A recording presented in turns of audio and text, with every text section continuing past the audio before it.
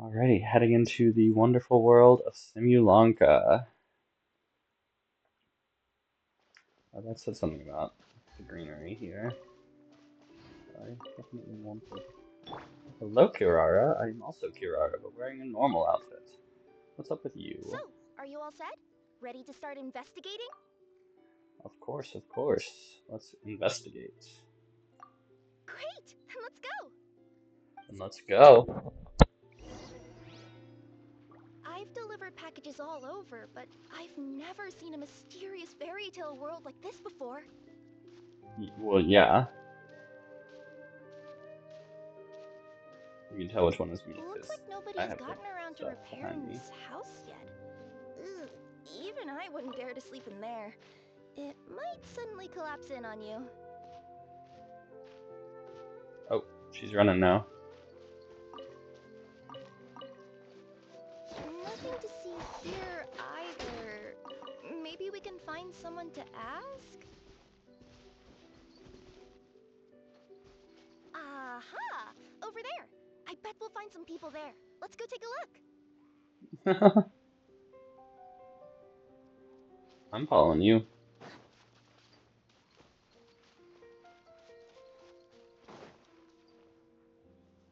Uh-huh. I was sure there'd be people here. There once was a goddess who ruled over fate. Before she died, she left 3 riddles for the kingdom she had created. What? Who said that? Long story short, on this day, a sentient feline, an outlander, and a diminutive pixie arrived on the scene. They saw a narrow path off to the side. Okay, but which side? Yeah, if you gave ambiguous instructions like that to a Komania Express courier, they'd give you the parcel right back and tell you to write the delivery address more clearly. You tell him, Despite how Kirara. obvious the answer was, the perplexed pixie and the flummoxed feline struggled to work it out. Although, perhaps a small part of the blame could be attributed to my Is dull this like narration. Stanley Parable? Alright, let's try this again. The path on the left-hand side seemed to give off an enticing fragrance, as if to say, this is the way to wealth and glory. Ooh, that sounds like the start of a good story. Then what? Then what? Kirara's just fully bought in already. At the end of the path, the motley crew would soon spot a secret stone room. A prophecy had once foretold of a marquis who shall one day venture inside, and thus it is named the Future Marquis's Abode to Be. You like it? The Future Future Marquis. Marquis's Abode to Be? Got a nice ring to it, doesn't it? That was a little bit boastful. But before you continue, I must warn you of the danger that lies ahead. For example, under no circumstances should you sit on the chair in the center. Chair in the center. Otherwise, the consequences could be a bit embarrassing. Embarrassing if I sit on the chair in the center. Got it. No circumstances.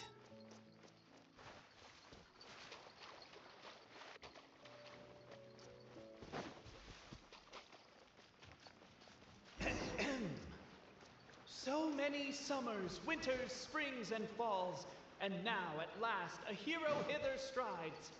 This realm knows not what lies beyond its walls. Its secrets mystify the world outside. Wait, new voices. Who are they? Let me hit it.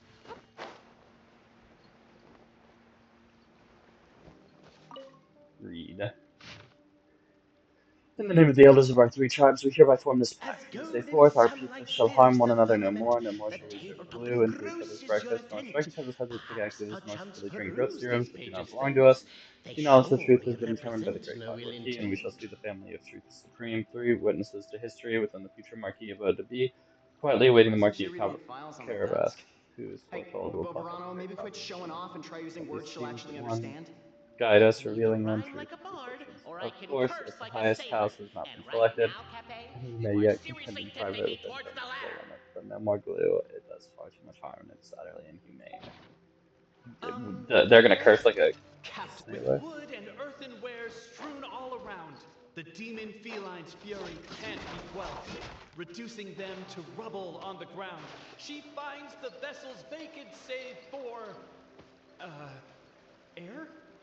She finds long gone the gems that once they held.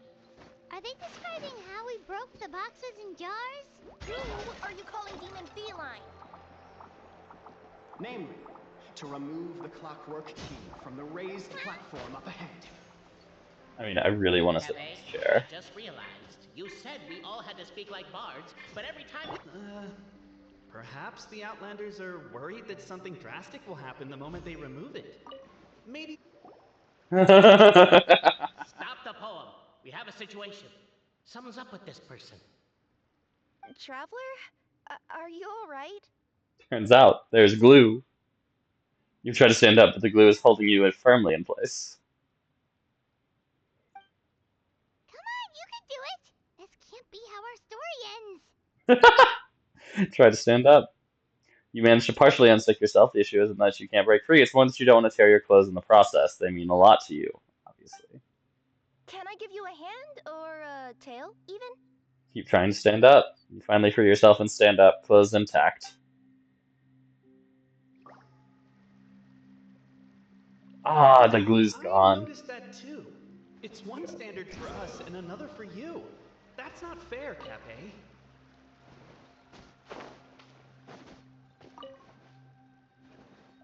Fine. With wood and earthenware strewn all around, the demon...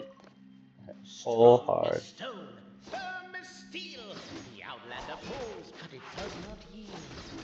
This has happened many times before. The attack now over. Only one final step remains. Now, But There we alas, go. as was the case for all those who had come before, the key still did not move an inch. Wait, what? They got it out? Yes! Finally! Come on, move your butts and your legs, assuming they're still in working order. It's showtime! no hard feelings about your lack of. Ah! Welcome, esteemed and noble Outlander. Allow us to introduce ourselves. We represent the 3 great clans of this realm, having been selected as its authorized historical supervisors. Our purpose being to await the arrival of one such as yourselves who shall remove the clockwork key. My name is...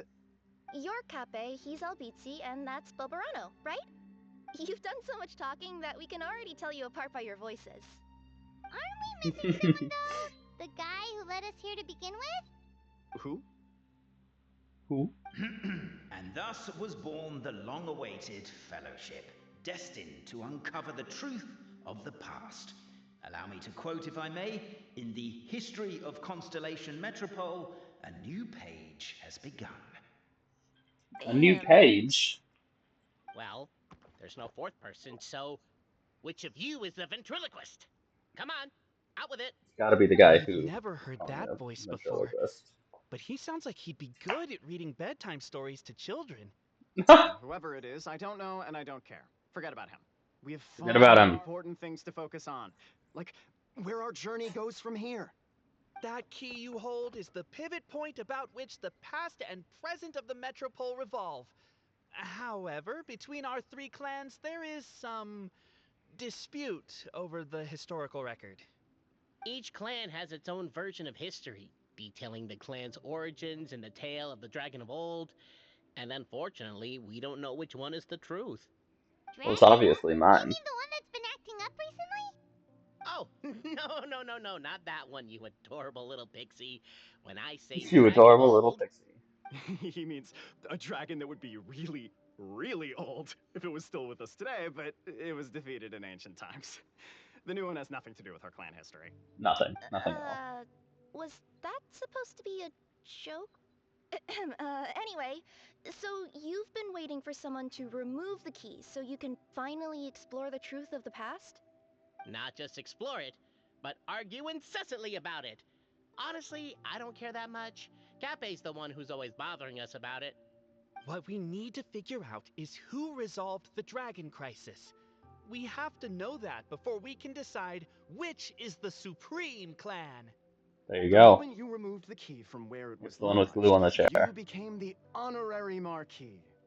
We humbly beseech you, noble Outlander. Call me Zapire. Noble traveler Marquis, we ask you to help us.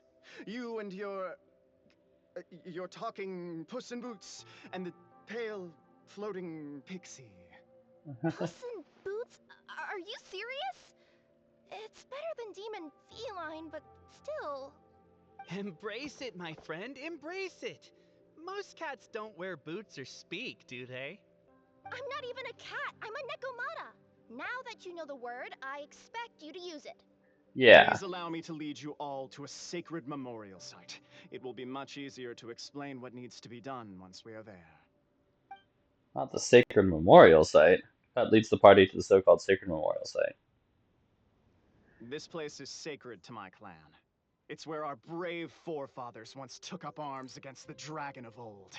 No, it's After a actually bitter there. battle that dragged on for many days and nights, finally, our forefathers fought the dragon into submission, and it fled. They took turns, though. Some forefathers worked the day shift, while others worked the night shift. So they worked shifts, so the poor dragon had to work around the clock? So they say. It's just a legend, though. Wait a second? Did I just hear you admit that your clan's history is just a legend? History, legend, who cares? My clan was definitely courageous, that's the point. That's the truth. And isn't the truth what we've all been arguing about non-stop for all these years? Amen. Capet's words gave the traveller food for thought. Could it be that the truth in a fictional world is equivalent to fiction in the real world? But that would have to wait. Apparently, Capet was not alone in his pilgrimage to this sacred site. Unwanted company had arrived. Sure, buddy. The traveller and the talking cat, Nekomata, decided to teach them some manners. We're just like, sure, man.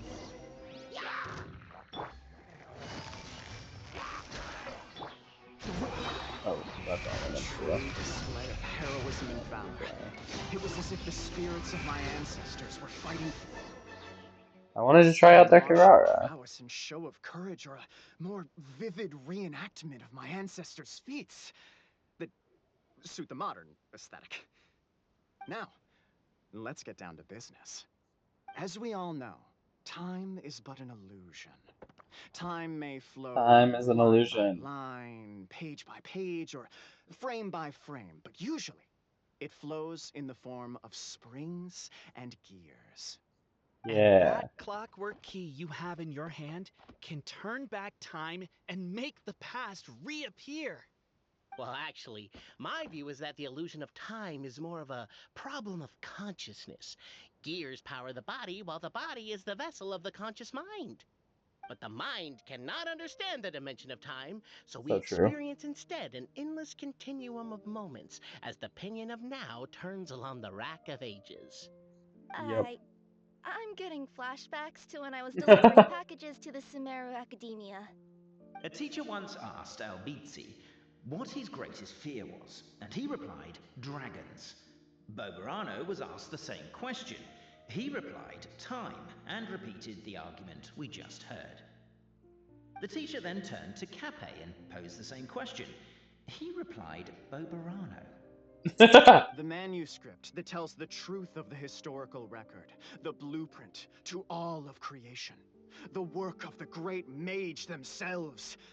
It can be found at the beginning of the Girak, and on the very first page of the book. Paimon didn't follow all that, but basically, you're just saying that we need to put the key in and turn it all the way back? Exactly.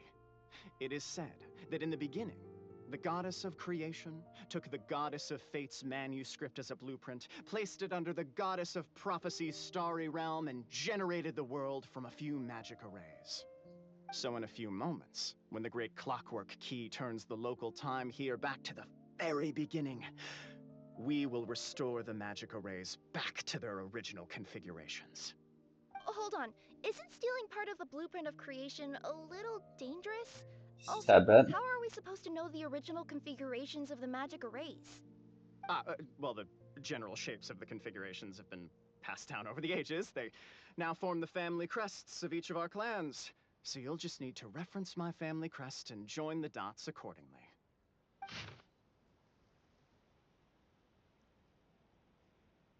Okay. So across the top, diagonal down, across the bottom. To address your other concern, when the house has already been built, do you really think that taking away the construction crew and blueprint will cause it to collapse? The Traveler Marquis prepares to I don't insert think the that's how it great works. clockwork key into the nearby keyhole. Hey man, I'll take your word for it. I believe in you. Raise the Oracle Pillar. That's how everyone sees in the key.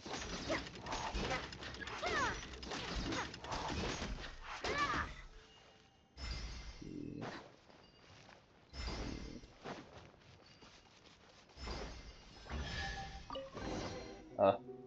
Behold, the sacred writings that record the truth of... No, wait. That have shaped the truth of history. Gather round and let us bear witness. Bear witness, that's what I'm here for. Brave Francois mounted the haystack, picked up a fork, and planted it tines down atop the mountain of grass. Behind him was a large bright moon. He shouted out the names of everyone in the village. The village chief was first to be named, and so frightened was he that he wished to climb up the haystack and stop up Francois's mouth. Are you crazy? You're yelling so loudly the dragon might show up. You good for nothing. Have you not seen how the windmill everyone built has been destroyed by the dragon? And here you are, worrying if it'll return? Francois really would have loved to kick him off the haystack, but held back, given that the chief too was worried for the villagers' safety. Francois saw that nigh all the villagers had arrived, and so he cleared his throat. Your neighbors and kin, think you still that we must endure this? No, of course not.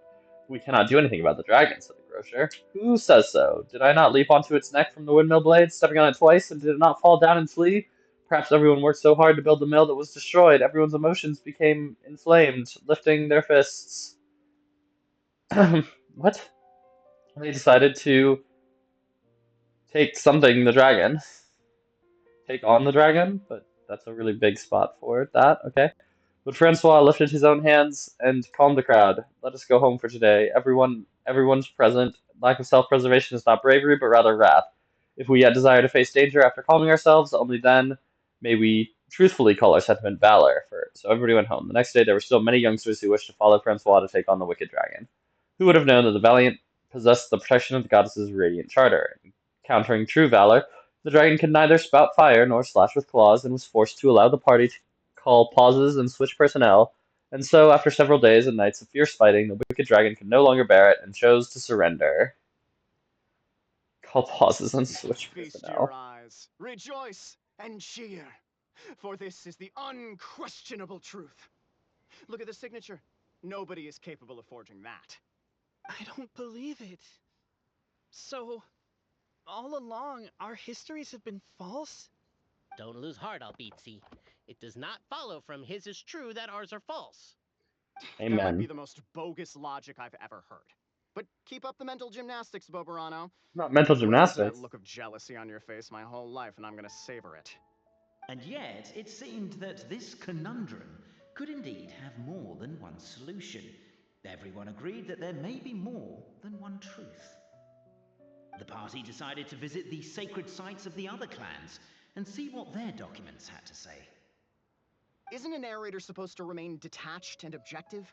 It feels like you're forcing a narrative agenda on us here. Well, whatever. I'm in a good mood. Let's do it. The instructions say to repeat the process 3 times, and besides, I'm looking forward to watching you both be sorely disappointed.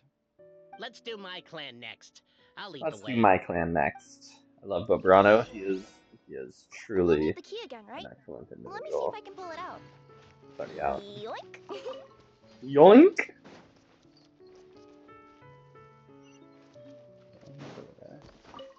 I'm just going insane. Can I jump through if I can? Oh, Time that's has blue come to hardware. slay the dragon. How are you feeling? Nervous? I'm curious to see what this end of the world place is like. Come on, let's go meet the others at the station.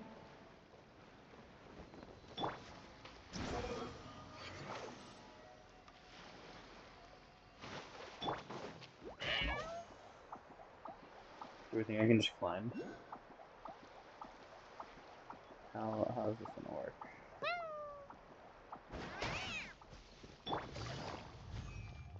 Oof.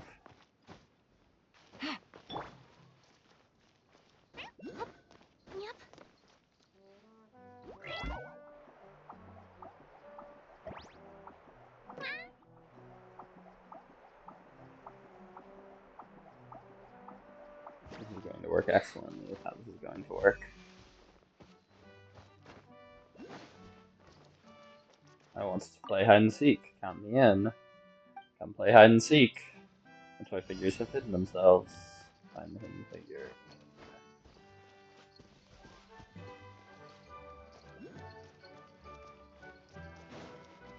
Well. What?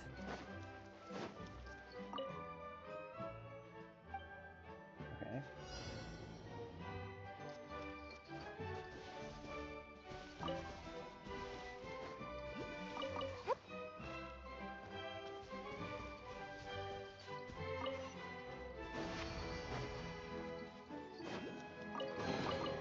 Ooh, maybe I could curl up inside this Hide and box. seek expert.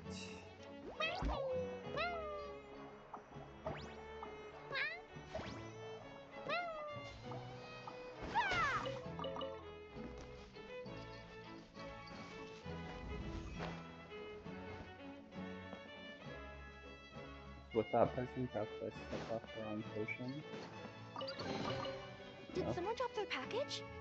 Let's see. Where am I at? On these. Ooh, I'm 75. Get up there. Okay. Squall and Fury. Can't see Too my slow. mini map from here very well. Okay. Anyway. There's an The actual party chest over finds there. no pedestal in which to place the great clockwork key, only a locked door. Only a locked Treasure door. Clan's pedestal. Oh, let me guess, you hid it away in advance to save yourself the embarrassment of having it exposed as a fake? You done? Ooh. Okay. Now, since my clan's main claim to fame is... Misinformation, half-truths, and Yikes. fabrication. Ah, This guy shut is up, Cape. not having Shut it. up, Cape. The I narrator swear, getting if I wind annoyed up dead one day, the murderer was Bobarano. Let those be my last words. My clan's claim to fame is that we outwitted the dragon of old and stole its treasure. Ergo, all articles of value that we own, including the pedestal for the clockwork key, lie behind that door. So, Now, then the how do we next get it? step is open the door? Almost. There's one step before that. The door is protected by a smart interrogation system. We have to answer its questions, and if we get them wrong, we will alert law enforcement. Jeez. Well, do you at least know the answers?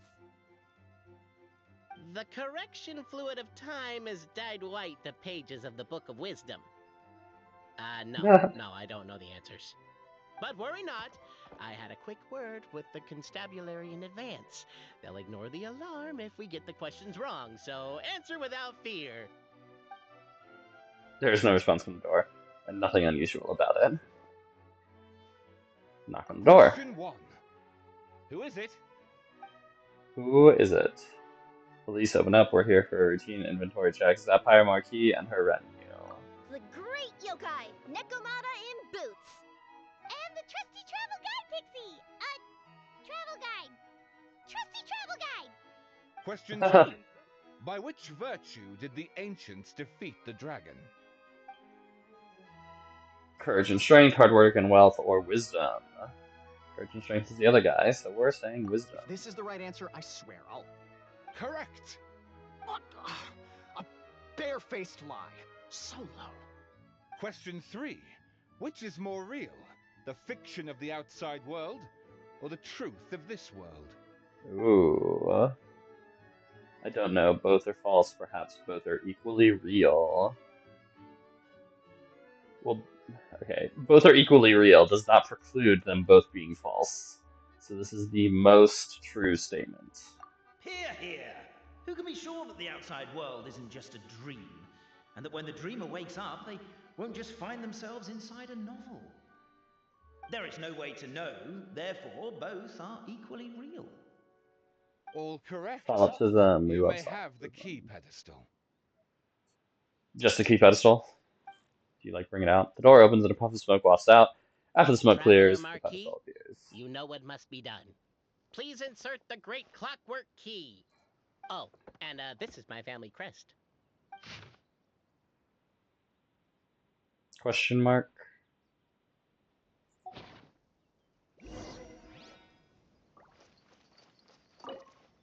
Confirm.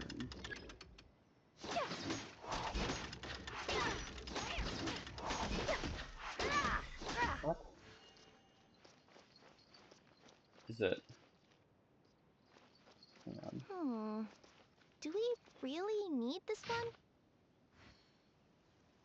It's a box with 5. Uh-huh. I'm so confused. So it's up here. I need 2 in a line somewhere. There it is. Okay. Nice.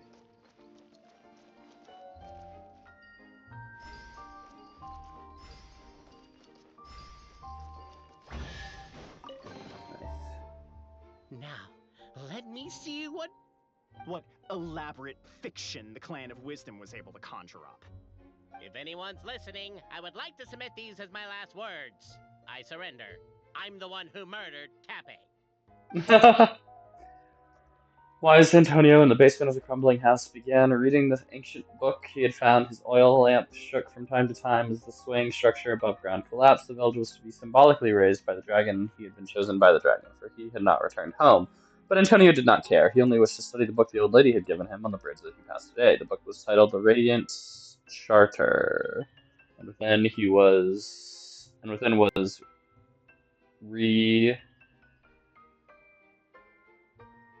all the rules that every being in Simulanka must follow. It was written in the language of the world's creation at the very start, and if Antonio was not possessed of extraordinary wisdom and deciphered this primordial text, there would have been no study to be had. This book recorded no solutions as to resolving the difficulty the Constellation satellite presently faced, nor did it contain any hexes that could aid Antonio in repairing his own home. But he knew that wisdom was the mightiest thing in the world. The morning light shone through the ruins of his home, and the neighboring blacksmith and chubby chief took great pains to get rid of the house's wreckage, which blocked the basement hatch. With dark circles about his eyes, Antonio said to the chubby chief, "I shall defeat the dragon. I will return soon. Are you sure you're all right? You don't look like you got any sleep. Just smoke from the oil lamp. Don't worry about it." The dragon sat atop a mountain of treasures, gazing down at insignificant little Antonio walking closer. Flames gathered in his throat, preparing to burn the area 1 centimeter before him, all the better to scare this puny, foolish creature away. "Halt, I'm a qualified second-class Meister. The Radiant Charter states that should I refuse a duel, you cannot use force." The restriction did indeed exist, and so the wicked dragon swallowed his flames whole. Ah, how it dreaded going to the toilet tomorrow. Yikes! Antonio, for his part, had not expected the second-class rust-clearing Meister qualification. Exam he had taken on a lark would come in useful. And now since I am second-class Meister, I propose a duel of riddles you cannot refuse. Now, Simulanka had just such a law, mainly for the benefit of sphinxes, old sages, and princesses who wished to make life harder for others. The evil dragon had not expected this rule to catch up with it. I shall ask the question. My house sold for 8,000 more yesterday, but I thought there was room to raise the price, so I bought it back for 9,000, planning to sell it for 10,000. How much more did I lose in the end? The dragon laughed in contempt. What's so hard about that? You could have waited until it hit 10,000 to make your move, but you sold for 8 and bought for 9, so you lost 1,000 more that you could have earned instead. Wrong. You burned my house down yesterday, and I couldn't sell it in time, so I've lost far more. Sorry, I mean, I do have to burn a house, and you happen not to be home, so I might as well hit one that doesn't result in any loss of life. Now that you've lost this contest, I have the right to loot of the same value as your life, minus 1 more. Now that you've lost this contest, I have the right to loot of the same value as your life, minus 1 more. And considering that you burned my house, I can seek damages. Let's assume that my house is worth just 1 more. Well done, Wicked Dragon. You know what to do with yourself. Please spare me. I'll give you anything. Your word's not mine, Antonio says. He pulled out a contract he had written long ago. Thus did Antonio use his wisdom to take all the evil dragon's treasures. The dragon, devastated, would never again return to attack Constellation Satellite, where Antonio lived. Many years later, a child asked Antonio, "You sold your place for 8,000 and spent 9,000 buying it back, so it looks like you actually did lose 1,000 more." I mean, yeah.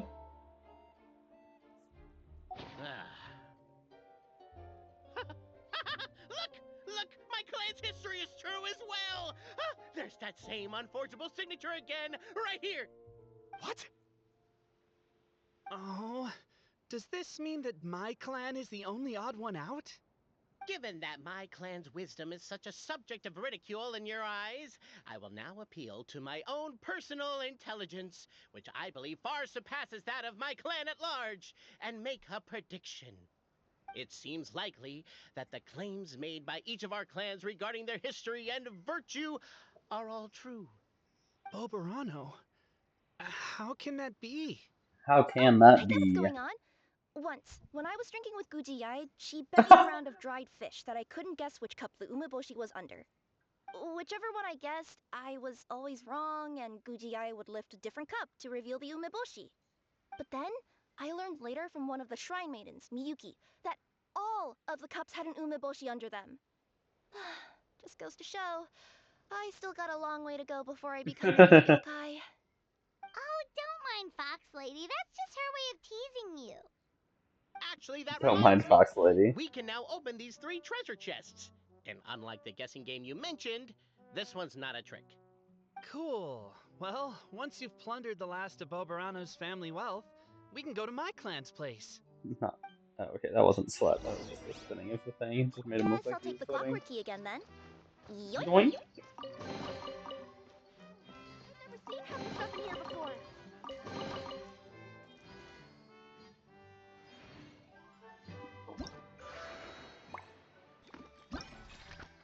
Compass.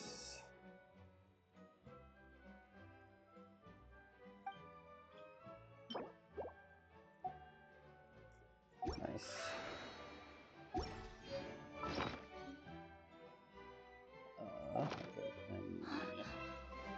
Okay, three spot.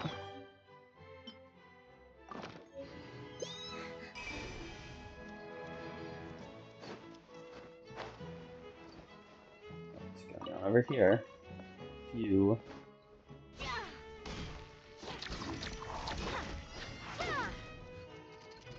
Draw off step.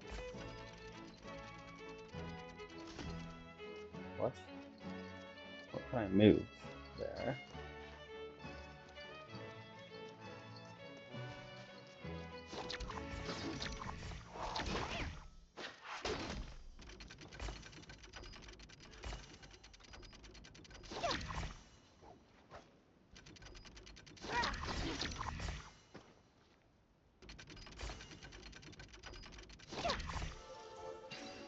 Okay, Wow, I've never seen half the stuff in here before. it worked. Huh?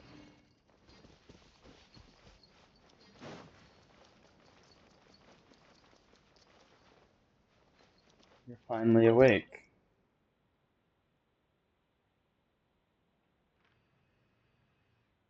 To what you think is appropriate.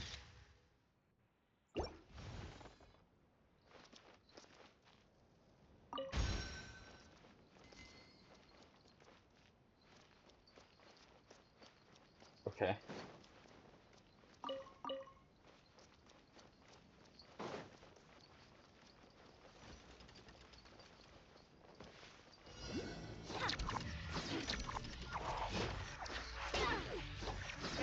All the way back.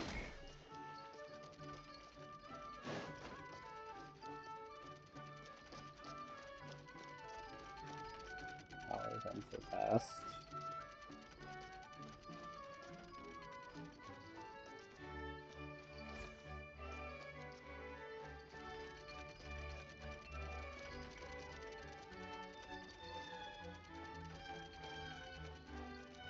Can I do anything here? We need to hit the glue. Oh, okay. Oh, it goes all the way back every time. Or just... I don't know.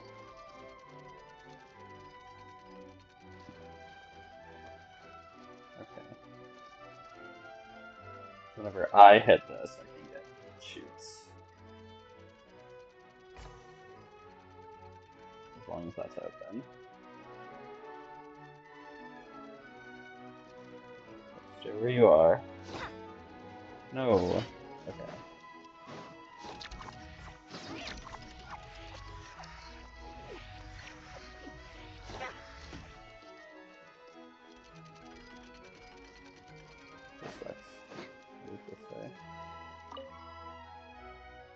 Great view from the bell tower, don't you think? Head to the top and follow the sound of the bell. It will lead you to my treasure.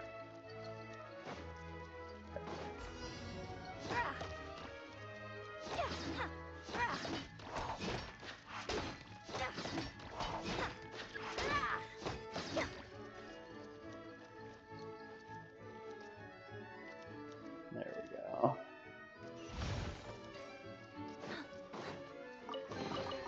Did someone drop their package? Head to the top of the bell tower. Up we go.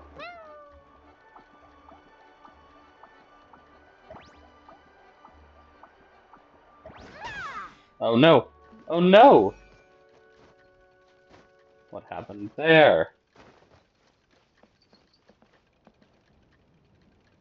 Connection right there.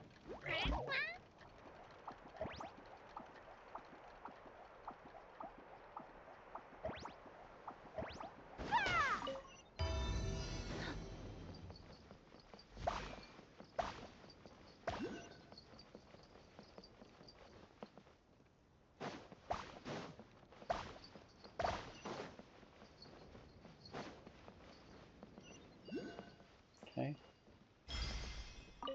Fly along the magic thread. I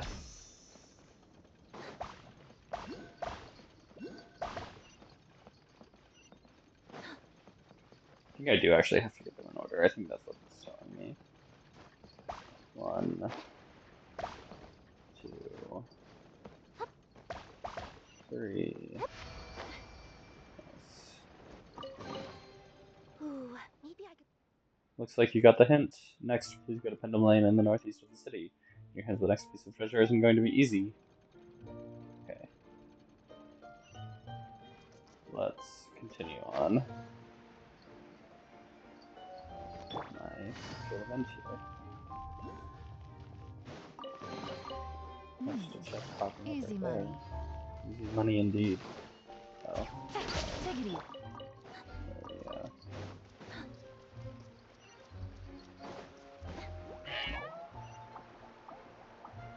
So many giant guards.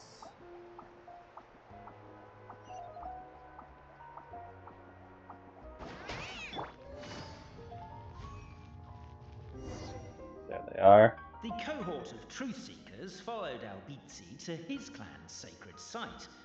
They arrived to the site of a giant guard towering over them. Up ahead is my clan's gigantified guard. He can be a little pig-headed, and he's incredibly strong. Your weapons won't even scratch him. Wait, but wasn't Kappe's clan the one that's all about strength? So, what do you guys believe in then? Oh, the guard is one of Kappe's people. Size is a coveted trait in the clan of strength, after all. Mine is the clan of empathy, and our key contribution is growth serum.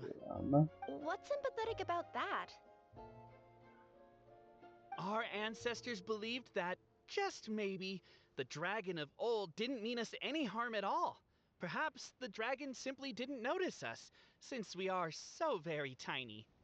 So So, very tiny. they drank the growth serum and grew even larger than the dragon. Then, they set the dragon down, calmly explained our perspective, and eventually taught it how to empathize. The serum isn't what it once was, though. Nowadays, it doesn't make you grow all that much, and it actually makes you lose your empathy. So, I advise we take a detour. Oh my goodness. Despite Albizzi's words of caution, somebody, no doubt, has other ideas. Surely we could avoid a conflict with the guard, they think to themselves, if we could just try to understand one another. You could, of course, just take the path to your left and go around. But some people are gluttons for punishment. It's all part of the experience, I suppose. I am interested to see what the guards do to me. So I think that's the play. Yes. Whoa. Everyone, I have returned. I come with the long-awaited Marquis and their followers to search for the lost origins of our clan. Well, we weren't told anything about that this morning. Get out of here. Leave us alone. Fair enough. The giant guard scoops you all up and throws you outside. No one is able to fight back. You and Albizzi only wanted to strike up a conversation with the guard. But since greeting you wasn't one of the items included in today's schedule, the relationship quickly soured. If you're just looking for a way in, why not consider taking the path on your left? Why I is really my don't own want to listen clan to you. treating me like a villain? You've been away too long. We all have. Feels like we've been waiting forever. I wanted to break all the Should be boxes. getting close. Why is this place so full of junk? Are you the kind of people who never throw away the box when you buy something because you're worried you won't be able to return it without the original packaging? We'll never find the Oracle Pillars in all this mess. Never mind that. We have a more pressing issue. It seems there's a slight problem with my clan's family crest. The Marquis may need to utilize their wisdom to solve the issue.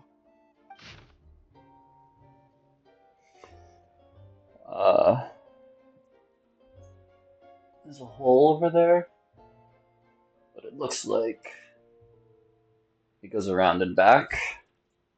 Wisdom too, huh? Well, you guys have a bit of everything, don't ya? Except empathy. Verano? Verano, please. Over here! I found it! Keep the noise down! We don't want to alert the guards. Yeah, we don't want to alert the guards. I'll go keep watch. Okay, so there's one over here. Can't you destroy the boxes a little more quietly? Okay. Well, what does it look like? A big diamond. Maybe with something in the middle? Maybe that's it? So it goes... Wait. So we're saying that's the bottom. That's going to go left, up. There it is. It's going to do this. This. This.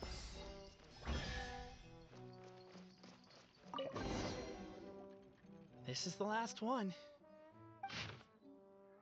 Galileo and Alberto did many good deeds again today, though it was most tiring to help the old lady on the bridge move her barrels of hard apple cider. They each got a small barrel as their reward. The moonlight was unobstructed and beautiful, and the two good friends climbed up the high wall that had been built to stave the evil dragon off. Alberto lost the rock paper scissors match, so he had to hold the barrel of cider under the crook of his arm as they climbed the ladder.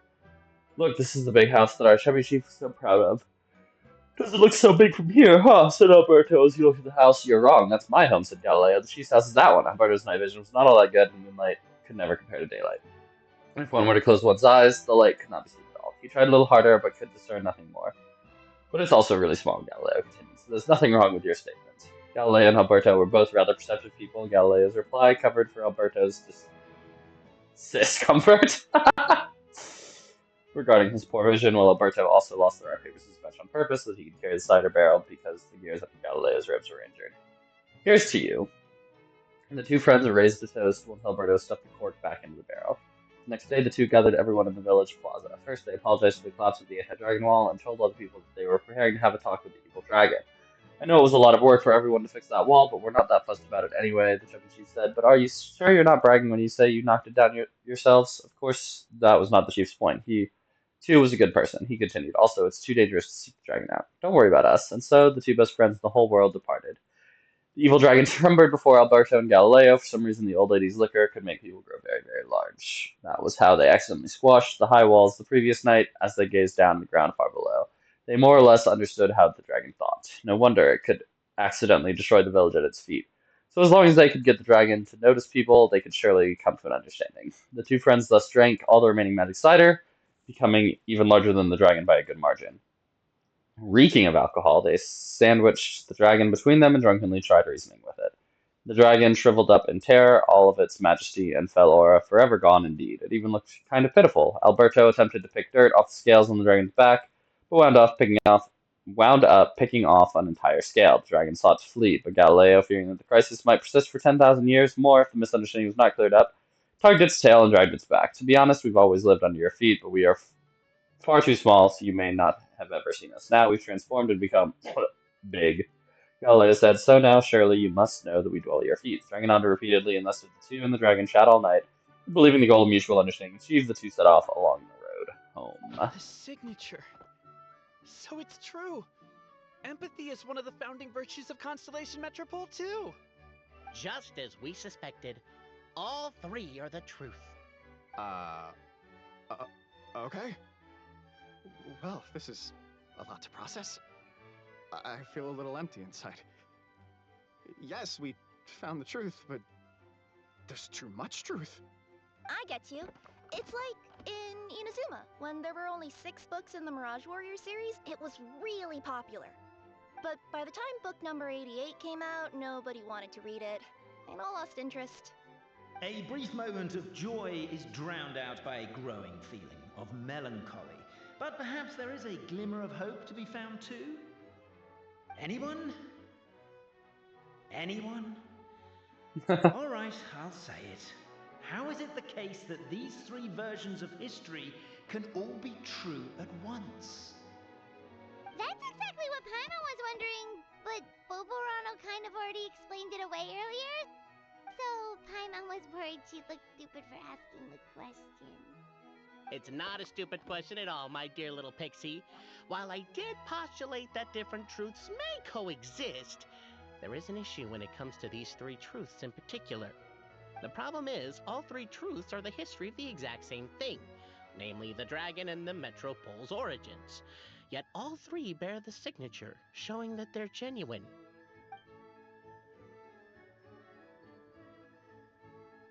Suddenly, the sound of a bell rings out.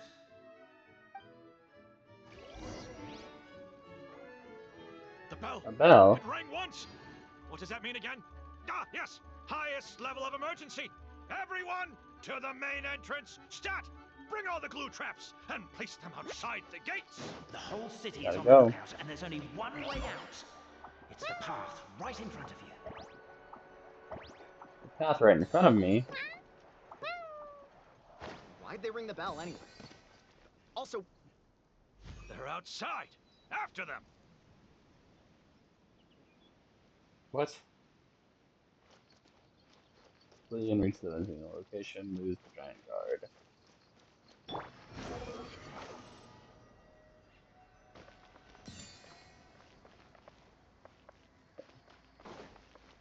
I don't know.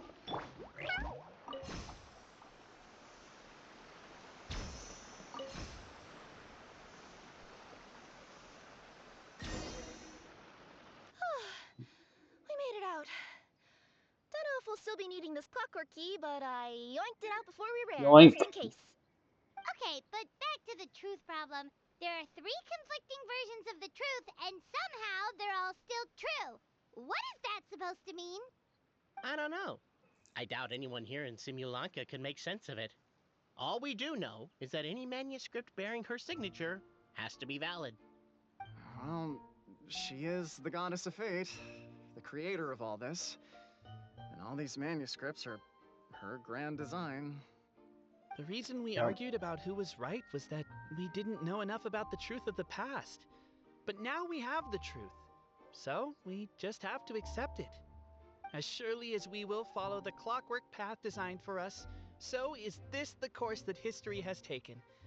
It is clear and incontrovertible. We will never argue again. Never Thank argue you all. again. Is that all there is to it? Is this where the decision made at the first crossroads of destiny has led us to? A pointlessly happy ending? Overthinking it would be equally pointless. Well, that's enough for one day. Time to take a break. Could you be any more cryptic? You're planning something. Paimon knows it. Whatever happens, today was a breakthrough in my journey of discovery.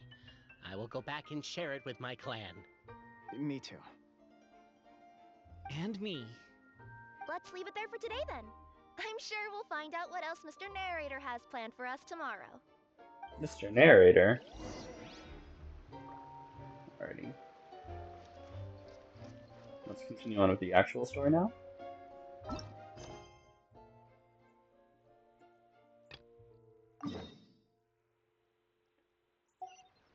Alrighty.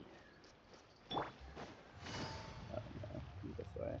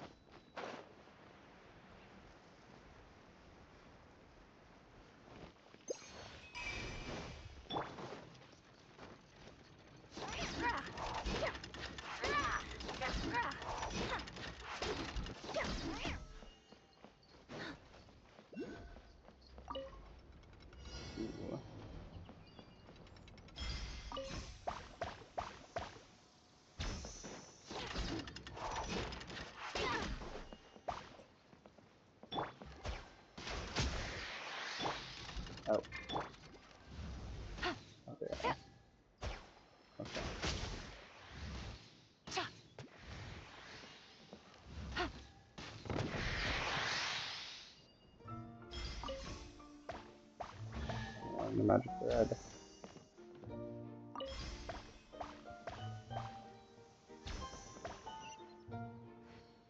For goodness. What? Oh. Oh.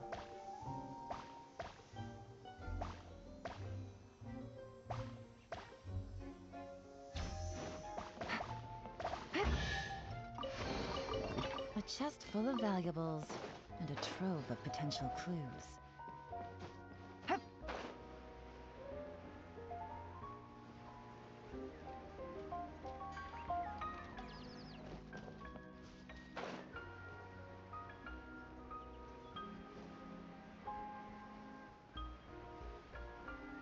Okay then.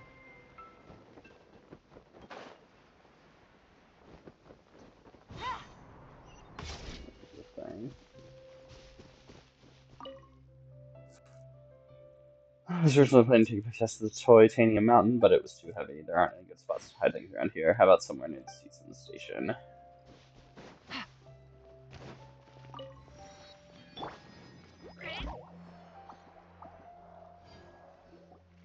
Carriage Alrighty. inspection, check. Wheel and axle This is inspection, the actual event. check. Power inspection. Good morning, Mr. Wheel.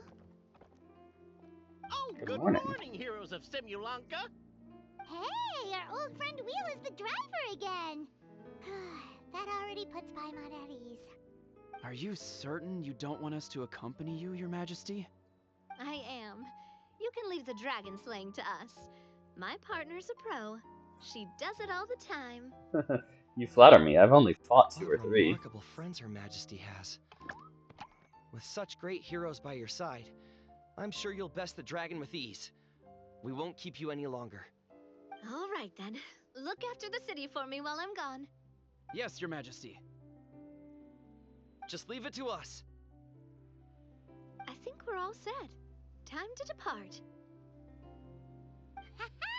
Next stop, the end of the world!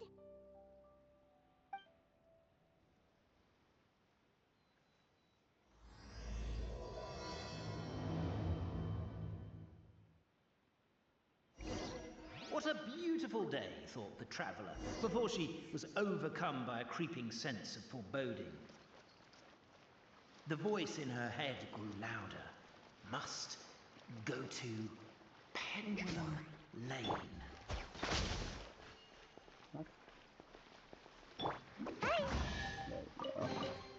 Looks kind of cozy in here. This is my final treasure. I hope you enjoyed finding it. Next, I'd like to go to the end of the world down by the sea. Maybe there'll be somewhere deeper there to hide my treasure.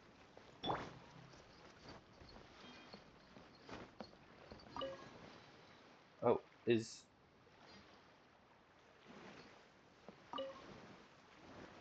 Do I have to talk to him? Does she not get to come with us, Kirara? Is staying behind? Not to worry, I've got you. Oh, they're taking a picture. It's a fun little area. I enjoy it. So this is what it feels like to ride a toy train. Ooh, you're really easy to please, Navia. Ah!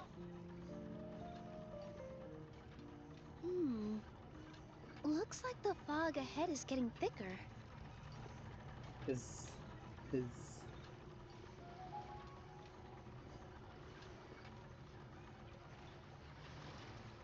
was on a very long train ride. Attention, passengers. We've arrived at the transfer point. All change, please, all change. So we've got to switch trains, right? Huh? What's that? Uh-oh, Spaghetti-O. Hilly Churls, they've taken over that platform! Huh? What do we do? Just What find do somewhere we to hide, Mr. do? Wheel. We'll take care of them. Heck yeah, we will, Navia. Navia and Gorgeous Navia. How do you get any of them? Connect the train carriages. Quietly now. The wind rises. Okay,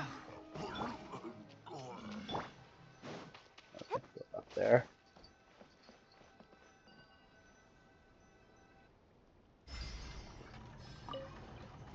Already ready to go. Move it. Uh-oh. Game's up. Fun's over. Gotcha.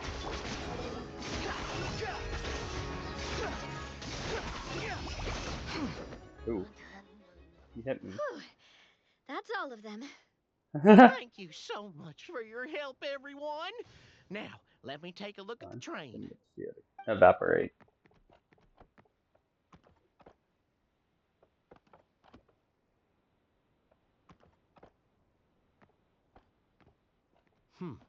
The carriage is a little scratched up, but there doesn't seem to be any real damage. And the engine's still operating normally, so I think we're good to go. Wonderful. Let's go. Let's keep going then.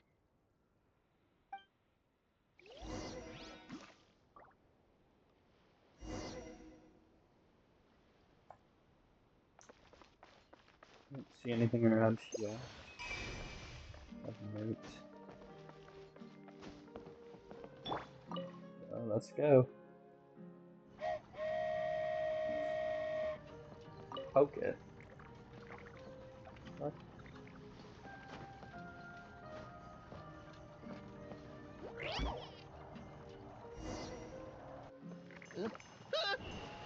Uh-oh.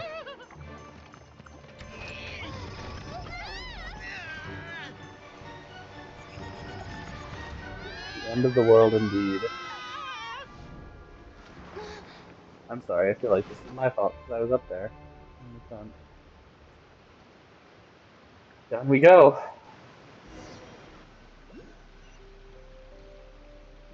We do know we have a wind glider, right? Go forth and witness this world, my... Make sure to be nice to everyone.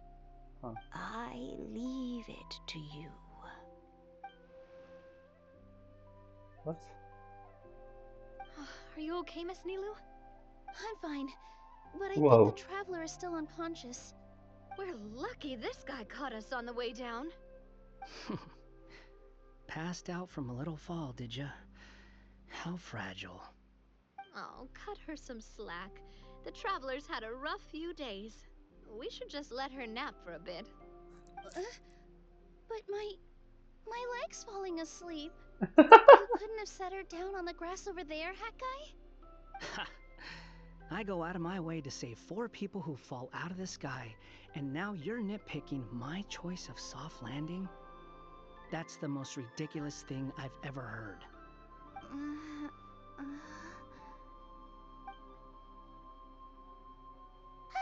She's awake. Morning, sunshine. You were having a nice little dream there, weren't you? Not gonna lie, it was kind of adorable.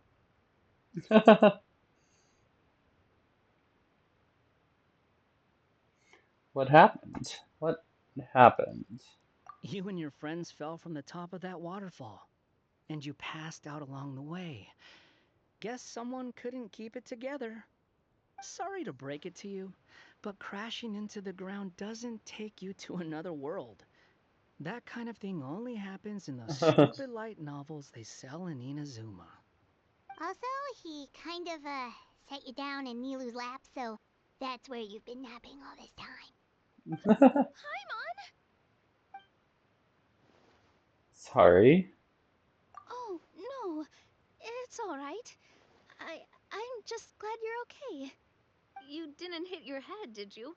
Is the dizziness gone?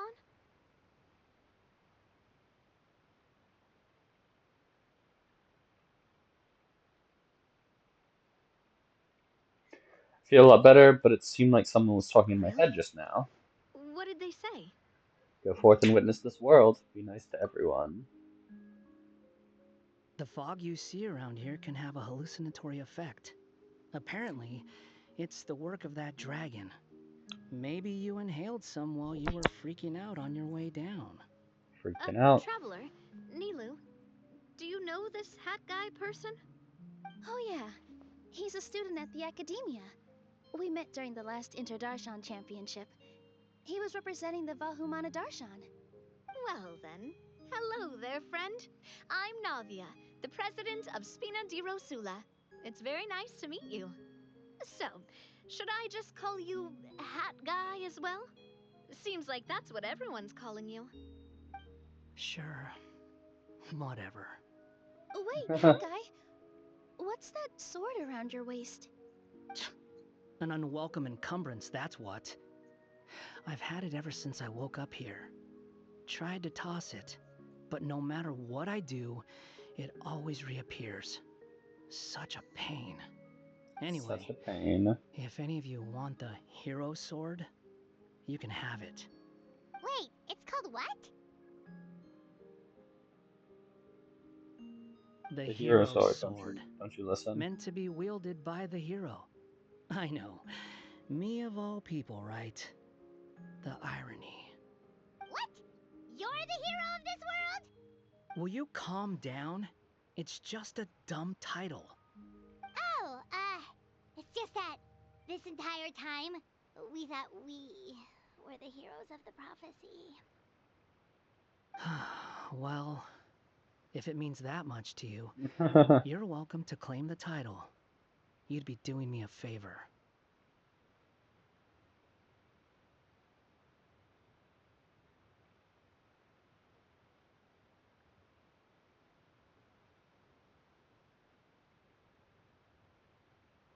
I'm good, actually. That's the point! The real question is, if you're the hero, then where the heck have you been all this time? Looking for a way out. I heard there's a boat in this area that can bring you to another world. So I came to investigate. But look at the state of things around here. The lighthouse collapsed. The boat won't budge. I say we try to find a different way out. Huh. Paimon's guessing a voice told you what you were supposed to do here. That's what happened with Navia and Nilu, at least. You expect me to take orders from some disembodied voice? I love Skara. He's so silly. Wait, where are you going? Where are you going? Find the so-called source of this world's misfortune. The dragon responsible for this whole mess. Wait, we came here to fight the dragon as well. Why don't we go together? We go together. Grab that dragon scale over there before you leave. It'll come in handy later. It'll come in handy later. A dragon scale? Where? How did you know about it? What's it for? And... Paimon. Have you ever considered keeping your questions to yourself? Because if you actually expect me to answer them all, we'll be here until the next Interdarshan Championship. You little... Paimon thought you might have learned some manners by now, but clearly not! Clearly.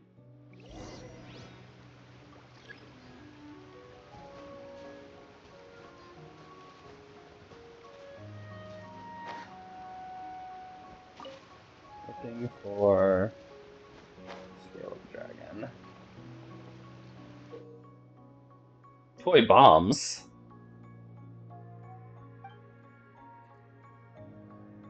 Special titanium blocks to destroy them.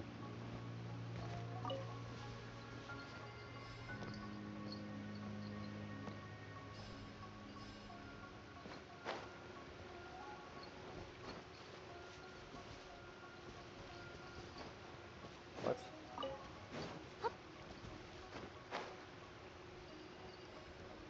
Oh, these blocks?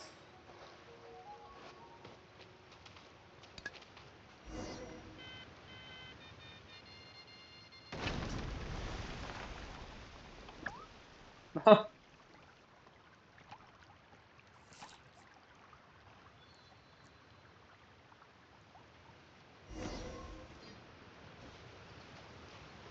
flow's been cleared.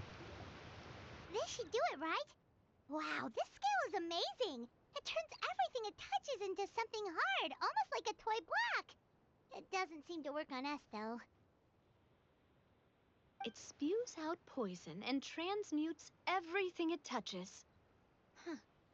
No wonder they call it the evil dragon. Your Majesty, Madam Very Brave Hero! What are you looking at me for? He's obviously talking to you. Mr. Wheel, you didn't get hurt when we fell, did you? Oh, not at all. Thankfully, the young man in the hat was kind enough to lend me a hand. Hat guy. There seems to be a village over here. Some of the residents used to work in the titanium mines, and some came to fight the dragon, then got stuck here. I see. I'm glad they're all safe and sound. I can try to use my magic to fold a boat to bring everyone back. Oh, I'll help too. Still, I think we need to take care of the dragon first. We don't want it to start causing trouble when we're trying to load people onto the ship. Apparently, the villagers often see the dragon fly into a space behind the waterfall.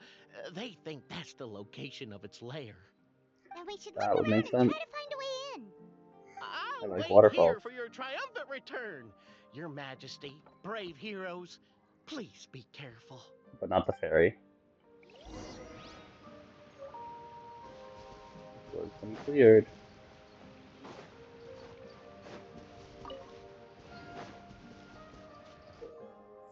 A giant block of mental elasticity, landing on or jumping up unless the surface will let you fly to higher positions.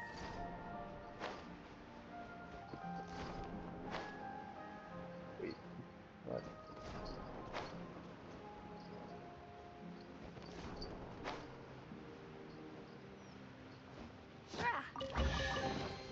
Did someone drop their package?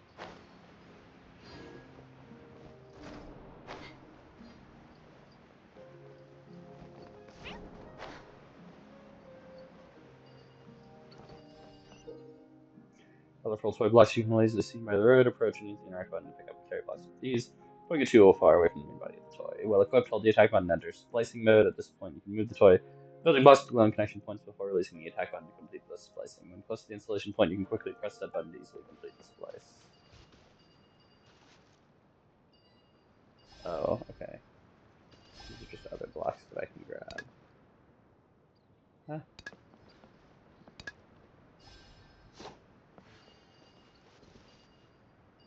Oh, okay.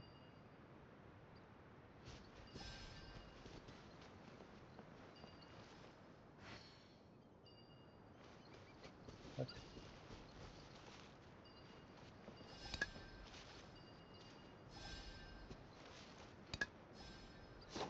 Oh, what?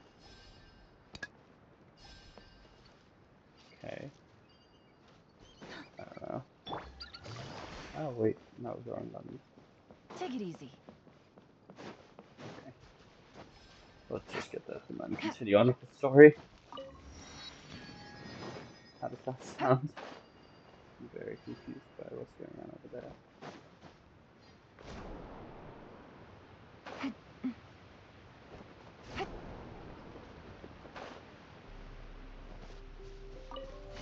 Let's see, can I make it up those? Nice. The troops have not returned. They went after the dragon.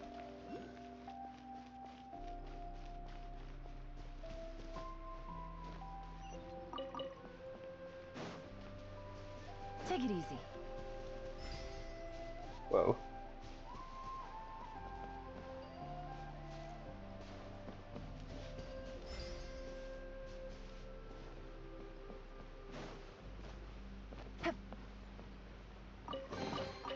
A chest full of valuables and a trove of potential clues. Okay, we've got to get our way up, right? Right. Not really. Swollen Fury!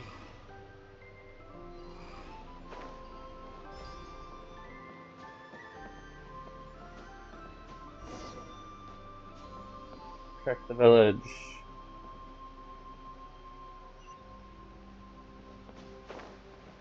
Yeah, I can't really see my mini-map very well. It's pretty small from where I'm sitting. Wind rises.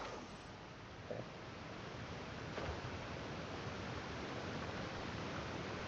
Here you go. Well, we made it. But with the force of this waterfall, there's no way we're getting through. Quick, It's just water. take out the dragon scale. Wait! No. Paimon doesn't need to ask you anything. The dragon scale can turn anything it touches into toy blocks, so... Aha! You want to use it to block off the water! Good See? job, Paimon Paimon. can figure things out all on her own. I'm so proud of you.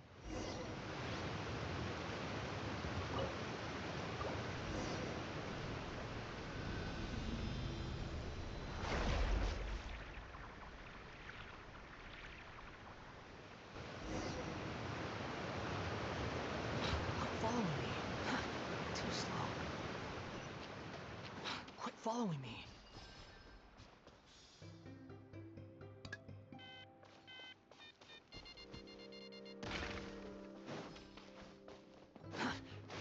Uh-oh. If you find toy matches that are missing match heads, you can use the red toy blocks to replace them. Use pyro alongside these match heads to light the matches. Slow. So I put it here, I put it there, and I need a pyro character.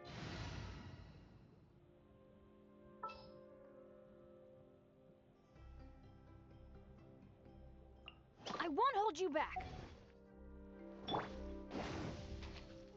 So dark, so cold. Phew! Back from the brink! Thank you, please take these. It's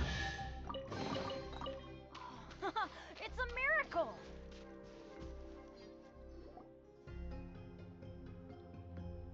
Uh-oh. What's wrong, Nilu? What's wrong? Oh, nothing. It's just... I sensed a very powerful magical signature just now. Huh. Guess this is the dragon's lair after all. Huh? When did you put your hat on? Well, we're getting ready to fight, aren't we? I feel more comfortable in my regular outfit. Hat Guy also put away that sword around his waist. Should have never had to use this thing to begin with. Do you need to do anything to prepare, Traveler? Paimon's getting kind of nervous seeing everyone else serious like this. I'm good, let's go. How many people do I get on my team? Or do I just get given a team of, yeah, the four of us? I'm Animo. I assume this is a trial, let me see. Oh, nice. Noblesse? What?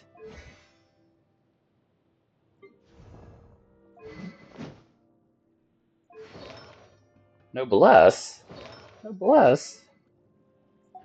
Wild. Oh, looks like we're not the first ones to make it in here. Charge, we'll beat that evil dragon for sure. Hold Charge, on. charge. Let's fight the dragon together. Uh-oh. They're already gone. Let's try to catch up. Ooh, what's that sound? Is it an earthquake? Where'd they go? Reckless idiots. Reckless idiots indeed. Oh, drat, not strong enough. So dark. Watch out. We're saved.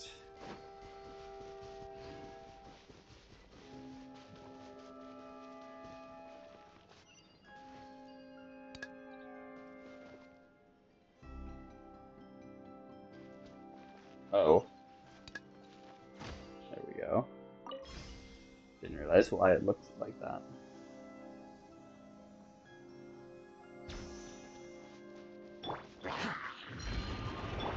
Positions. Hey there.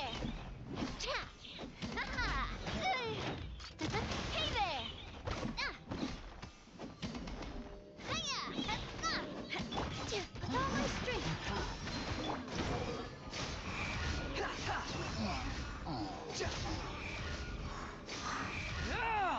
Over here. Use this.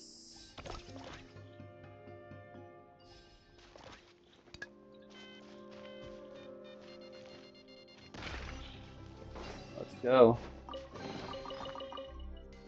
Should have been Milu for that one. She didn't say anything. Upon the gale.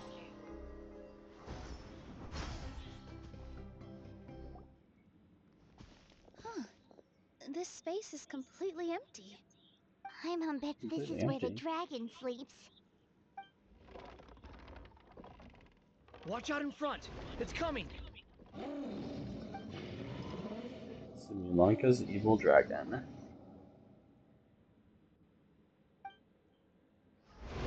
Alright, Traveler, let's show him how it's done. Whoa, that dragon is huge! And it just attacked See us if you from can the deal any side! damage to the dragon. Try dodging its attacks.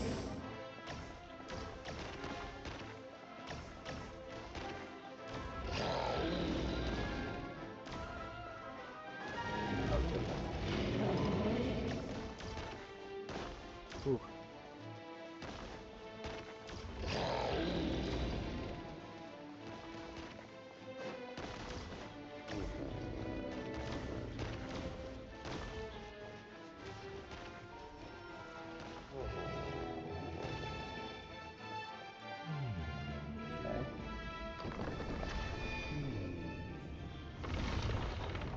Uh-oh. Down we go. As the ground beneath your feet comes away, you feel a sense of weightlessness as you fall into the black mist below. Phase 2. Look, he's here. Ah, another new soul has joined this world. But are you sure his fate will be as you described? Of course. My predictions are never wrong. I just don't like that kind of story. Then you need only do as you said, and let him find his own story within your fairy tale. You're right. Then listen closely, my child. Your name is... No, tell me my name. What is this place? Something else. Is that water? From a beast of some sort.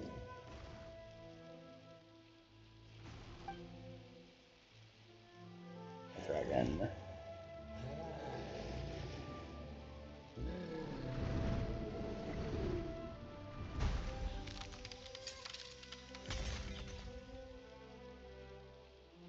Are we above Constellation Metropole? It's the dragon! The dragon that destroyed the titanium mines! Help! Help! Soldiers, pick up your weapons! Destroy that monster!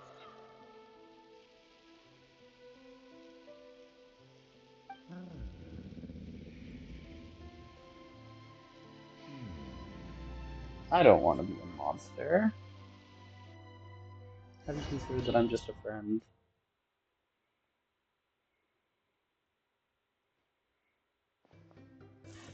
Sleepy time. Big nap. Huh?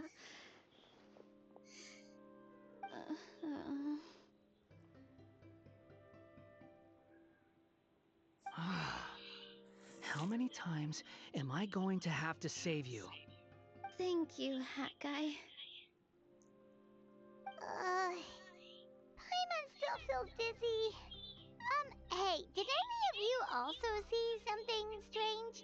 It was like we were witnessing... The dragon's memories. Sounds like we all saw the same thing just now. Well, we definitely saw a different side to the story. Watching it all unfold, Paimon couldn't help but feel bad for the dragon. This world might be a lot more complicated than we thought. The next time we encounter the dragon, how about we try talking to him instead of fighting? That sounds like a good plan. But maybe we should figure out where we ended up first? Huh. If the world above is a fairy tale realm, then maybe we've fallen into the next page of the book. The next Just page. keep walking and don't fall behind. Hey, wait for us! I'm sorry, kitties. I didn't mean that to be so scary.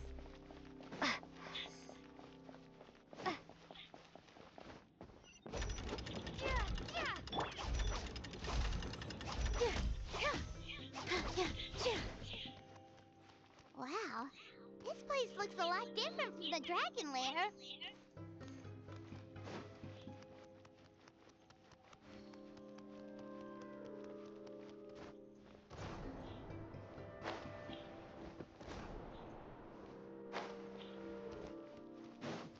Indeed it does, Paimon.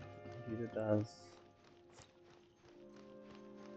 It's the prophesized hero. We're saved. If you're ever in trouble, try this. That's...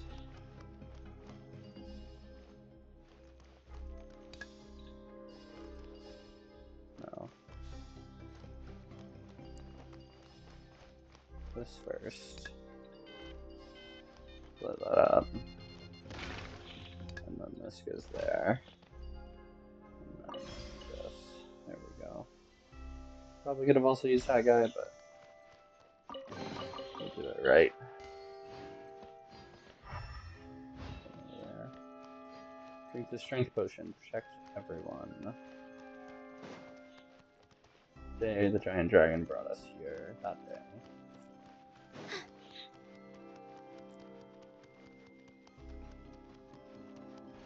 Oh no.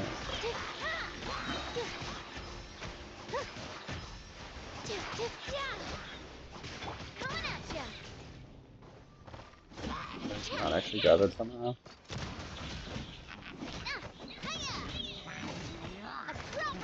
Stop this.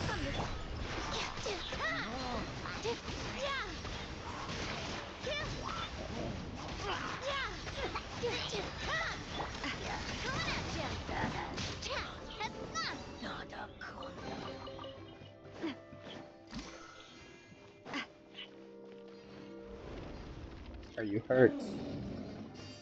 Let's heal up over here.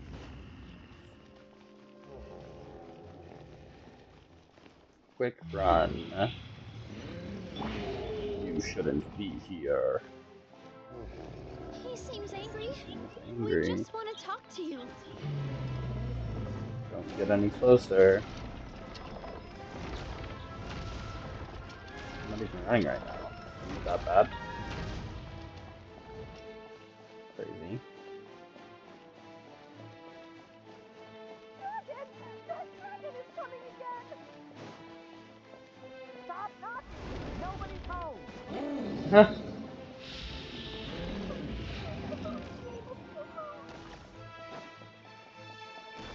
Oh. I was not paying attention there.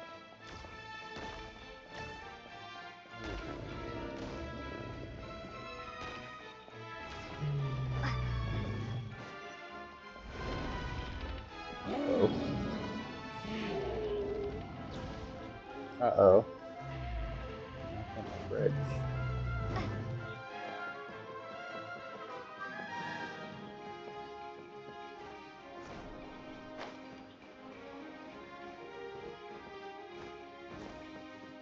Ah. What?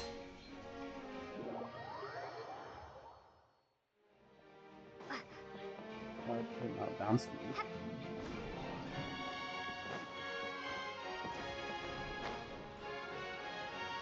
Weird. We're looking for something.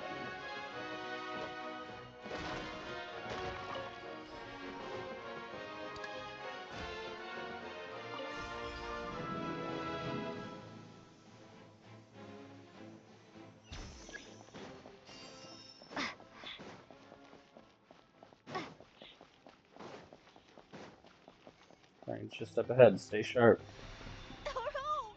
It was destroyed by that evil dragon! The stars! It flew away with the Metropole stars! Oh no!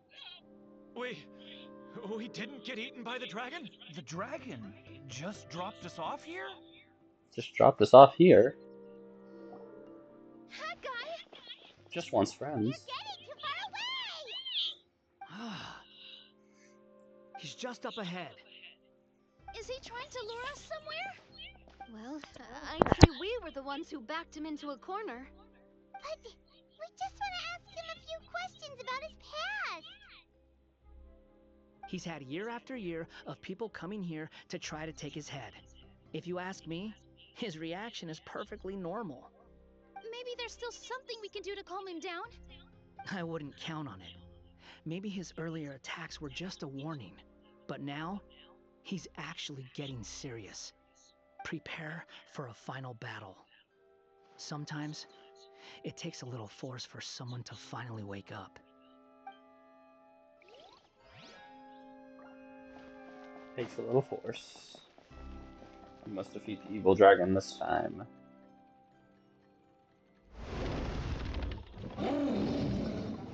Gasp. Whoa. What's going on? My body isn't following my commands. My power, it's gone. Quick, run!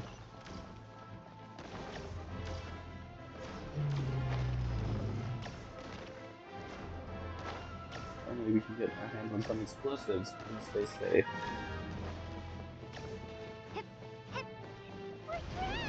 Oh, stubborn beast. You really want to get beat up that bad?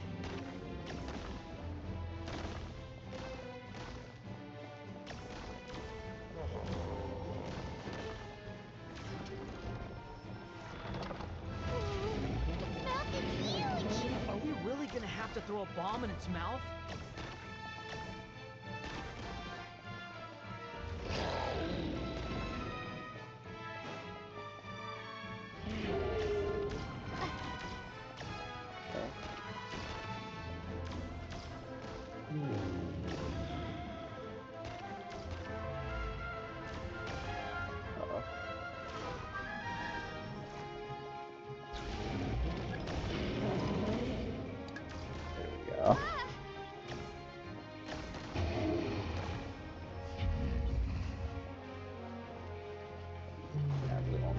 Watch out! If you fall, you're on your own this time. Okay, buddy. Whoa.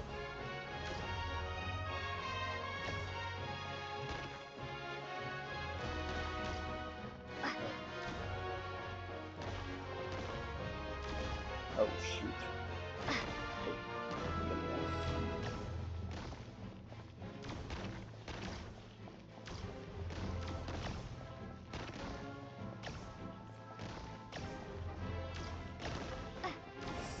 Whew.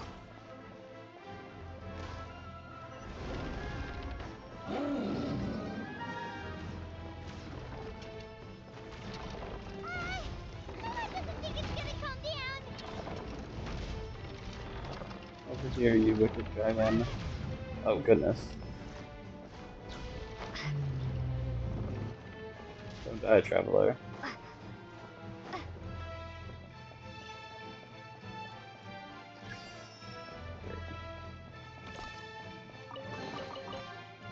Go for supplies, we'll fight along. Go for suppliers, we'll fight alongside you. While our reinforcements arrive.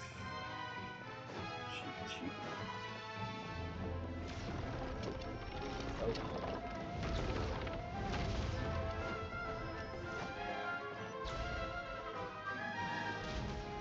Let's get that stamina back up. We're gonna need it.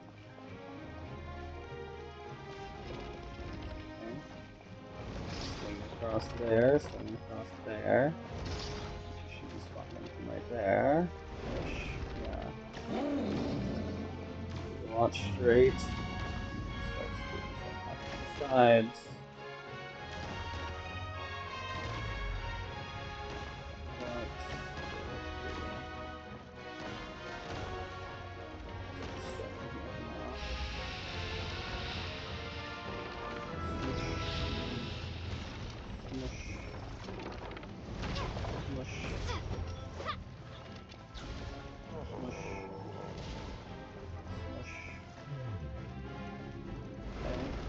Again. He's getting serious. Don't get hit.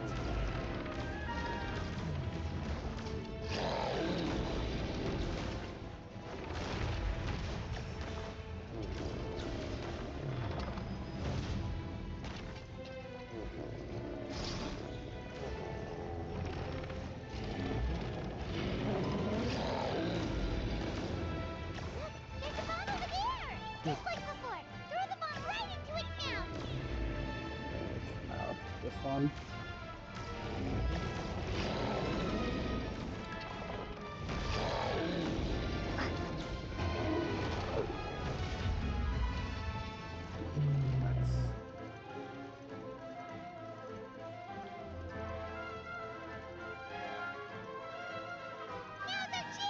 Now's our chance. Wait!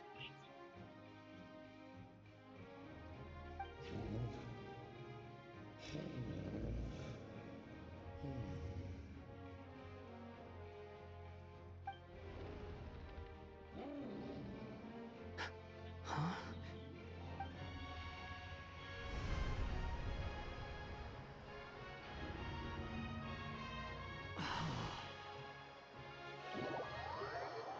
Are we inside the black mist? Are you sure you want to create this child, Em? Even after what I told you about his fate? He will be abandoned by his creator, and eventually... I know, Bee. You've told me already. That sad story with the disappointing ending. It's what happened in the real world, isn't it? But that's exactly why I want to change things. In a different world, his story can have a happier ending. That child, his heart is so full of love. I understand, Anya. But know that if you give him that name, his fate in Simulanka is destined to parallel that of his real-world namesake. But there's still a chance, right? Maybe it's a shot in the dark, but I have to try. He deserves a better life. Although, he might need the help of others when the time comes. All right, my dear. The choice is yours. Since you're so persistent, let me tell you a secret. More boring fate talk.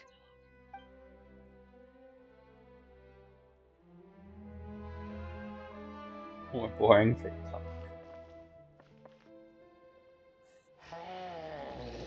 He doesn't even realize they're talking about him.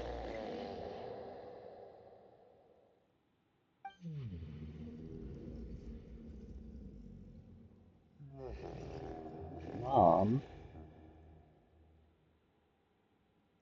I'm sorry, my child. Unlike my friends, I don't have a long time to live. All said and done, the story of my life will be shorter than the fairy tales in this book. So I will have to leave your side, I'm afraid.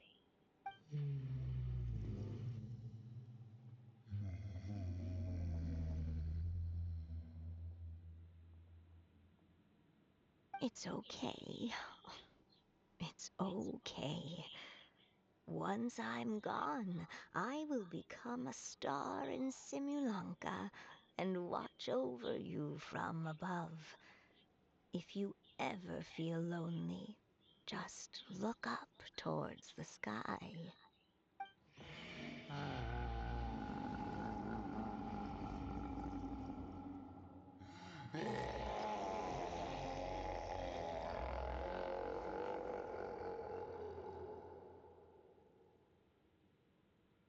Go forth and witness this world, my child. Make sure to be nice to everyone. Make sure to be nice You'll to meet everyone. good friends one day. I'm sure of it. That is my wish for your future. As for this world, I leave it to you.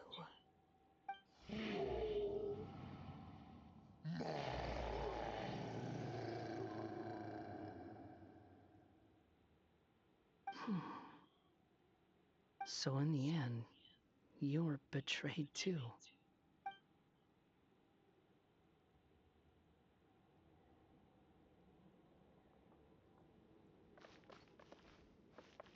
Not a little Hey, Mr. squirrel. Dragon! He brought you some Huh. food. You must be hungry.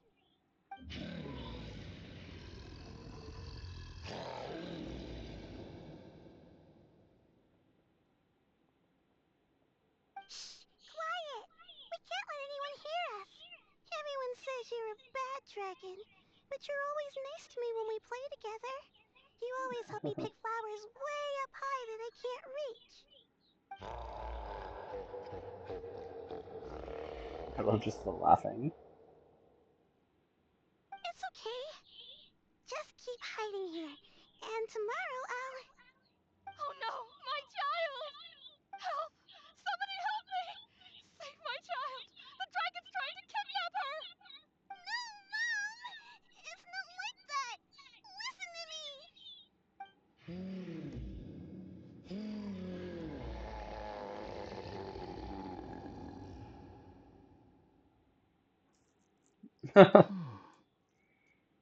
So you're hated by people too. He's catching on.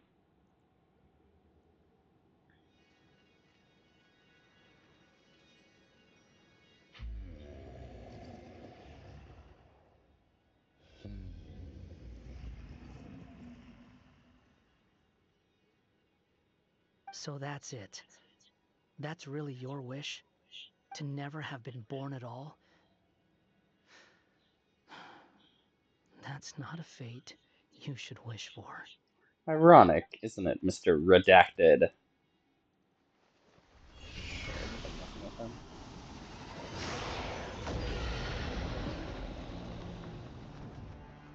Nobody can define who you are. Or deny the true feelings of your heart. Now remember your name. Durin. Wait, it's not Starmish? No way. Yeah, it's spoiled It's all already. right now. I've been on social media ever. So it's meant to be like that. Oh, goodbye, Durin.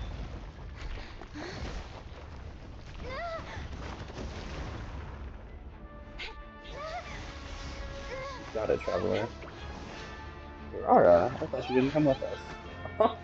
That was a sick move. Watch out! Where'd she go? Oh, heck yeah.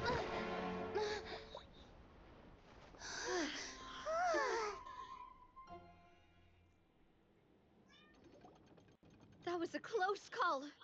Are you guys all right? Yep, all thanks to At Kirara. Constellation Metropole, I heard people saying you'd gone to fight the dragon, so I followed you here. Right when I managed to catch up, I saw you fall through that hole. Wait, didn't someone else fall through just now? Shouldn't we do something? He can fly. He'll be okay. Oh yeah, that guy. Well, he can fly, so he'll probably be fine.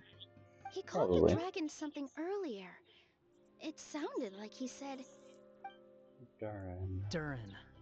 That's his name. Oh, Hat Guy, you're okay. Wait, what about the dragon... Durin? He's fine. Durin.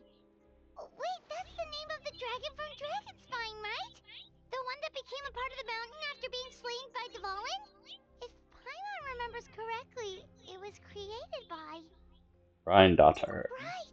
It was created by Rhindaughter! Created, you say? Huh. So, what exactly happened down there? You've been acting weird ever since the end of the fight.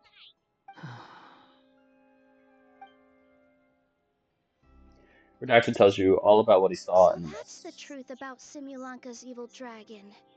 What we saw in the mist weren't hallucinations, but the dragon's memories. Everything I heard during my fall must have been things said to Durin in the past. Huh. I thought it was strange. The people around the Broken Sea are clearly stranded, but I never heard any stories about the dragon attacking the village. The people we met along the way are probably workers from the Toitanium mines, or guards who came here to claim the dragon's head. Durin probably allowed them to live here because there was nowhere else for them to go. When I first came to this world, a voice spoke to me and said, "You are the hero of this world. Now go forth and save the dragon." Who is the person behind this voice anyway? And why did they bring us all here? Come with me. The answer to all this can be found below.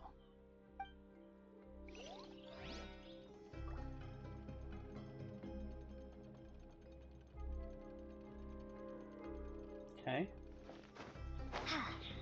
Down we go. Bottoms up, I guess. Is this a study? That's right. It belongs to the Goddess of Fate. Goddess of Fate? As in one of the three goddesses who created Simulanka? Or more precisely, M. One of the mages of the Hexenzirkel. Hexenzirkel? As in... Sorry, Paimon shouldn't just regurgitate everything you say. It's just... it's a lot to take in! She created the story of Durin. Well, the Simulanka version at least.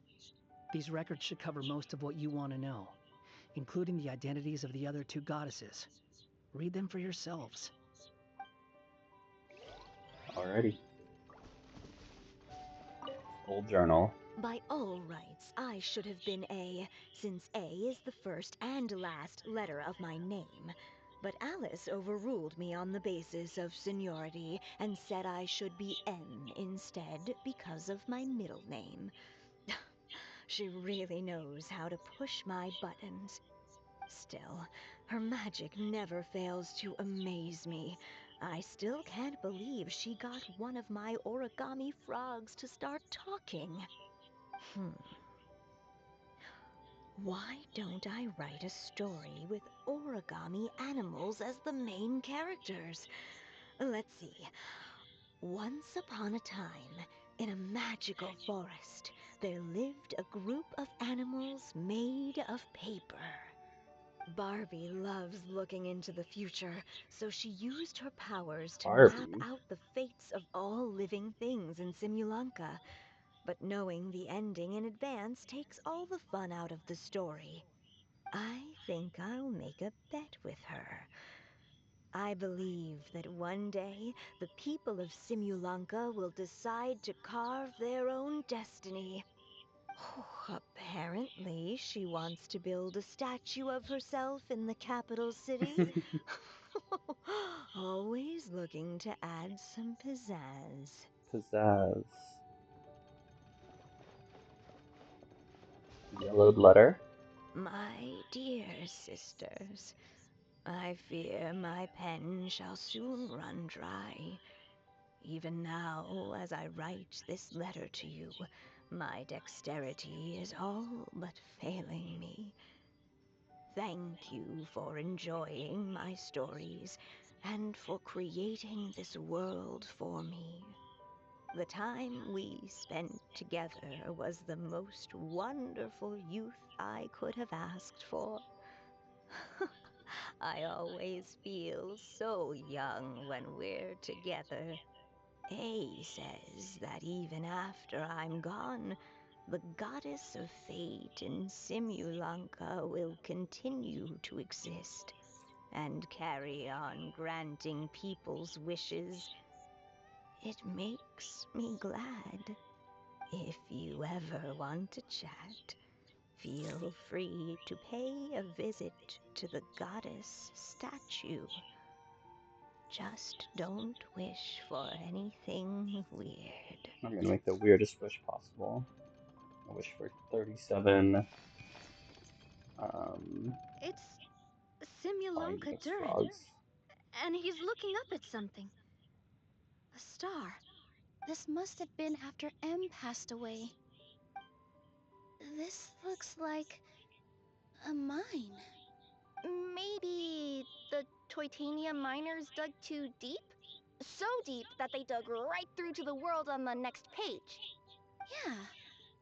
Now that you mention it, this miner's lamp looks really similar to the star on the previous page. The Forest of Blessings. This book has been recording Simulanka's history all along. Look at the size of those footprints. If that's every time he lands, then no wonder people are so terrified of him. So that's why you took the stars. Because you missed your mom.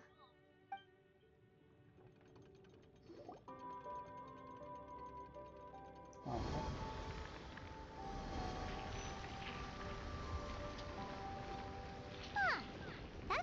looks different from the one in the Metropole. It's a different goddess. This one is the goddess of fate.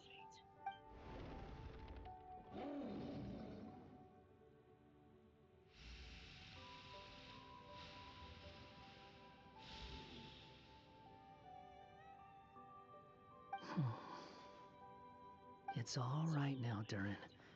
Nobody here wants to hurt you.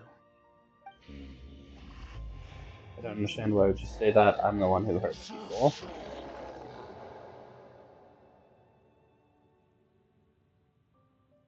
say that, Durin! Paimon made a mistake. She was wrong about you. But it's nice to talk, isn't it? Now that we've all calmed down? No, it's pointless. Maybe you're willing to talk to me, but the world above is still terrified of you. So that's why you made that wish? So stupid. Aww. Hey! Anyone with eyes can see that all you want to do is get along with everyone.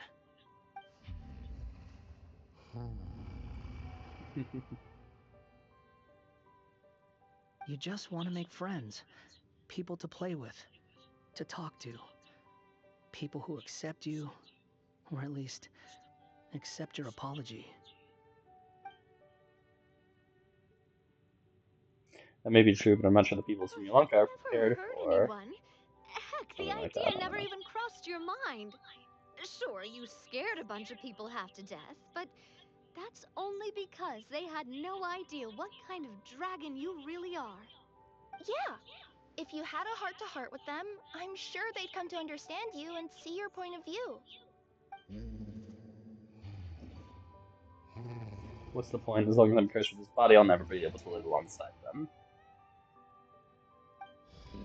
Everything I touch will be turned into toy blocks. Anywhere I set foot, reduced to a barren wasteland.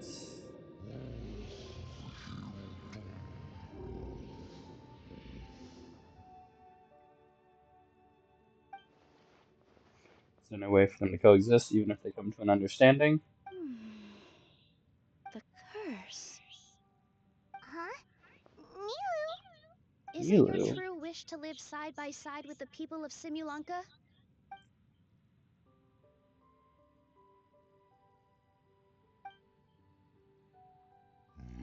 Yes, it is.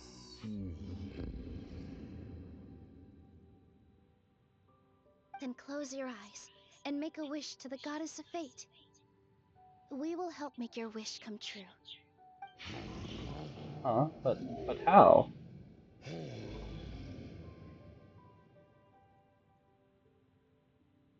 Just trust me.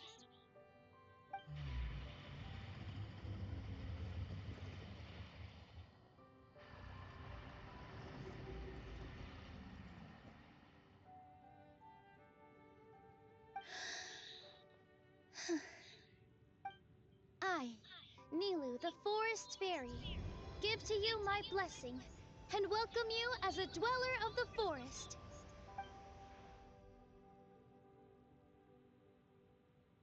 May everyone accept you as one of our own, and may the Forest of Blessings be a place you can call home. I, Navia, King of Constellation Metropole, give you my blessing. I grant you citizenship to my kingdom. Oh, me too! As the, Nekomata Big Boots of this world, I give you my blessing too. Rays of light, they're coming together. Wait, what's going on? This must be the magic power of words. I, the hero of this world, give you my blessing. I recognize you as a resident of Simulanka. May you find acceptance in this world.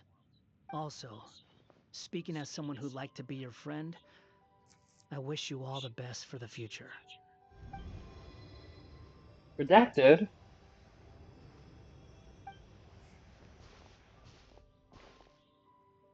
I, a traveler who has traversed many worlds, give to you my blessing. May you find friendship and goodwill no matter where you go.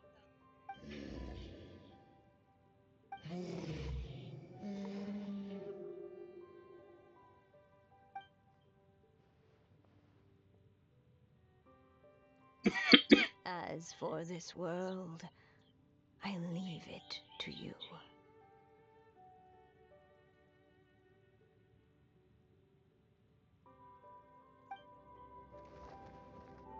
Huh? What? Why are you all staring at me? Huh? My claws? Are these my claws? And my wings? Oh, my tail? Does this mean... Wow, you look so cute. Quite a radical transformation. Radical. Not that there was anything wrong with the way you looked before, of course. It's just, you get what I mean. How do you feel? Are you happy with your new appearance? Does anyone have a flower with them? Or even just some water or paper from this world? Oh, I do actually. Here you go.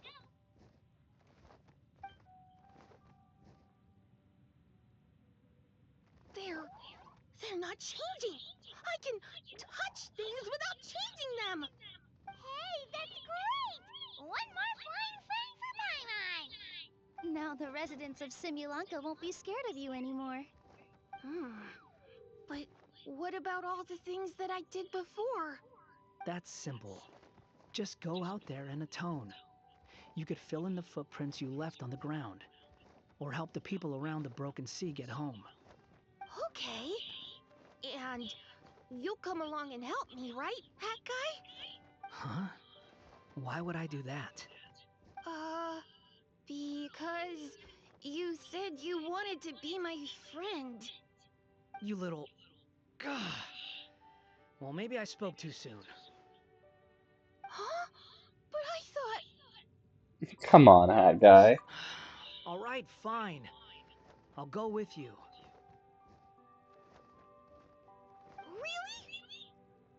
Really? Yes, really. Lying to you would be no fun anyway. Oh, thank you! You're the first friend to call me by my name! Let's go back up. I'm about to suffocate down here. Oh, it feels so good to finally see Hat Guy meet his match. Paimon, don't be so insensitive. Yeah, okay. Paimon just never thought we'd see the day, that's all. All right, let's also head back up then. Don't be scared, Durin. We'll be right by your side. Thank you for your blessings, everyone! Oh, this is the happiest day I've had in a really long time! Simulanka's greenery.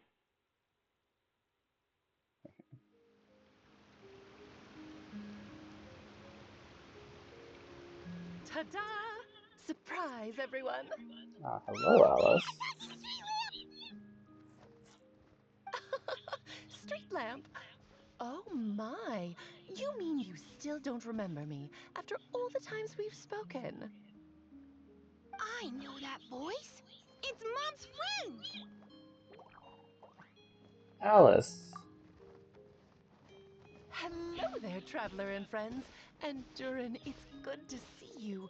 You've changed quite a lot. In fact, you look so different that perhaps I should call you Mini Durin. Mini Durin, huh? Yeah, I like the sound of that. It's nice being smaller. You must be one of the three goddesses of this world. Are you the goddess of creation? Yep, that's right. But although it's the most impressive sounding of the three, to be honest, we all made an equal contribution toward the founding of this world. If you've ever read any of M's stories, you'll know just how enchanting the worlds are that she writes about. So enchanting that I just had to step inside and explore it for real. So I got V involved, and with M's consent, created the world of Simulanka. Whoa! You're getting a little ahead of yourself. First things first, would you mind explaining what you're doing here? In fact, no! What are we even doing here? I'm pulling out the right questions now, Don't Paimon. worry, all will be revealed.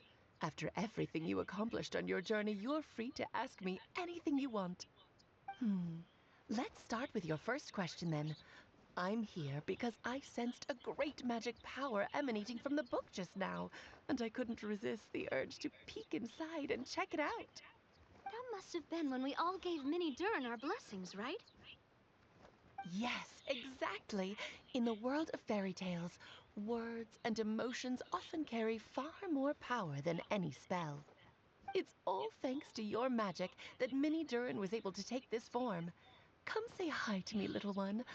Oh, look at you. You're as cute as a button. So, what about us? Was it always part of the plan that we'd come here?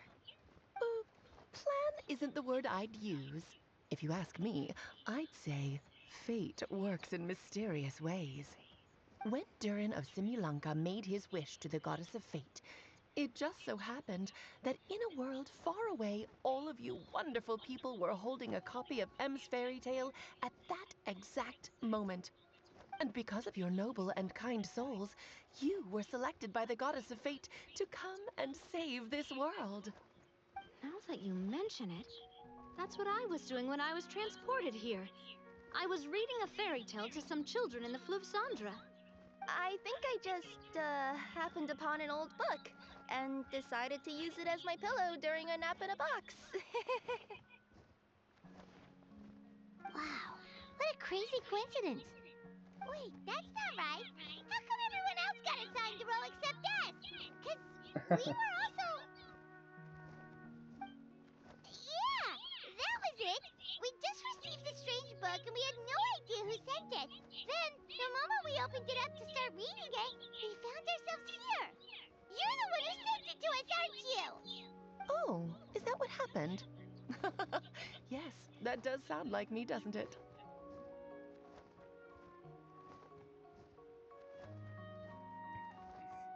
Why did you send us here? Good question. Why indeed? Maybe I thought this was such a good story it simply had to be read by someone. As the traveler and witness of many worlds, how could I let such a beautiful place pass you by? I can sense that your blessing for Minnie Durin was a very special one. With this blessing from beyond the story, he might even be able to explore worlds outside of this one. Oh, heck To yeah. that, you mean? That's right. In fact, back when we were first creating Simulanka, Em told us that she hoped the people of this world would one day be able to explore the wider world beyond. Every story has an ending, but if the story becomes reality, it should have the right to choose its own path. So, in other words, the predestined lives these people lead were always going to disappear one way or another. Wait, so even if the people here get to go to other worlds, surely there's gotta be a way we can leave too, right? Don't you realize you've been able to leave all along? I mean, yeah, I have left. You can either take the boat at the Broken Sea or touch the giant bookmark at the Cliff of Prophecy. All you need to do if you want to leave is focus on the place you want to go. How were we supposed to know that if you never told us? Huh, didn't I? Well, given how smart and capable you are, surely it can't have posed a huge problem for you. As for your other friends who were summoned here, if I had to guess, I'd say the Goddess of Fate probably didn't tell them about it because she wanted them to get engrossed in the story. She's M's reflection, after all. It wouldn't surprise me if she shares M's love for cliffhangers. Anyway, I think that answers your questions, yes? What do you all plan Wild. to do next?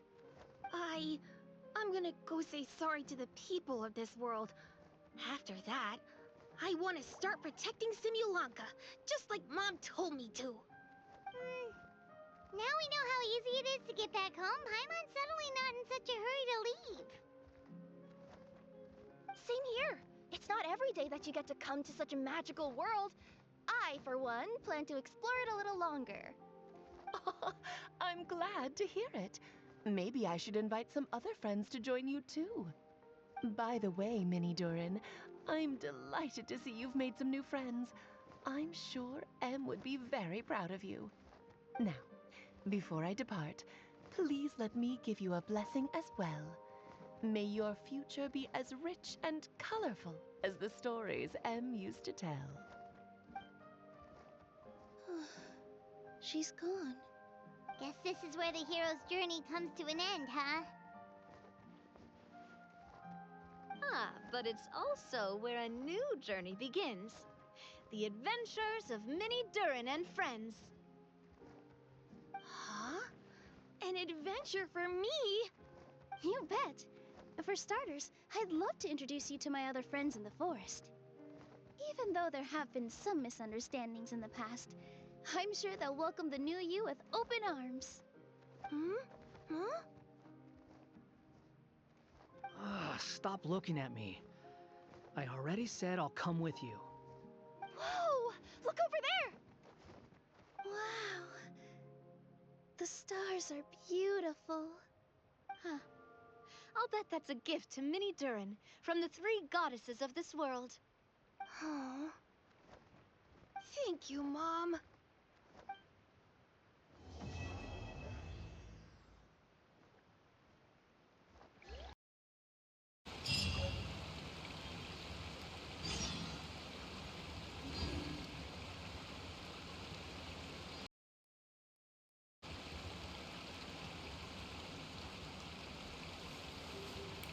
Sorry, I forgot I was muted over here. I was resetting myself because my headphones were about to die, so I just actually sat up.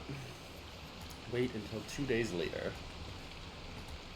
Yeah, I think that just means it's exploration time for a little bit, so I'll leave the recording going.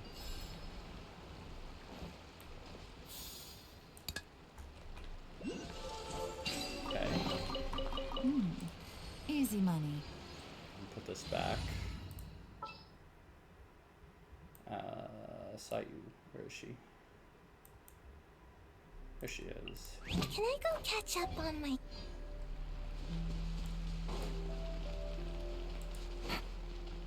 What is this? A figurine display. I don't have any to display. Take it easy.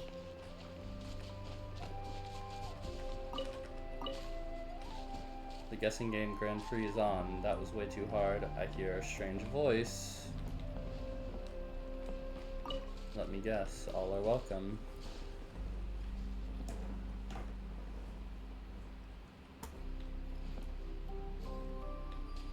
This is a primal construct. Hydrobus mage this rabbit dressed in blue clothes. Correct. Well done.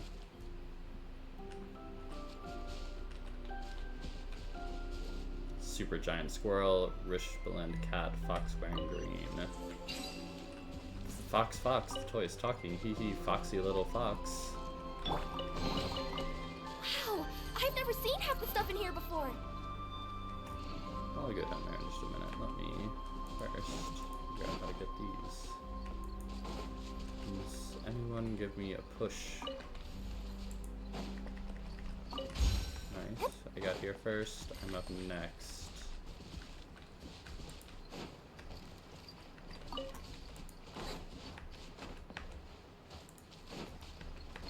Ah, there's a bouncy thing.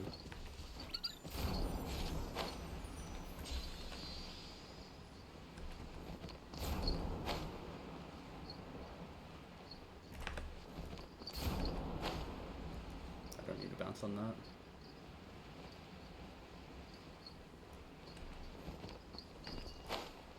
Okay. Use the nerf button to bring a toy flower to your side or install it on the installation platform. Toy flowers will create powerful wind currents when attacked.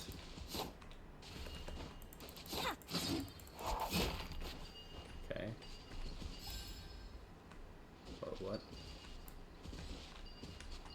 Okay.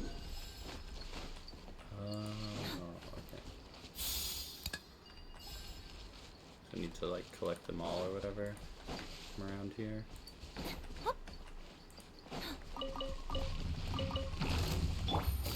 Busted. It's crazy how much more responsive this gets when you're not using Bluetooth.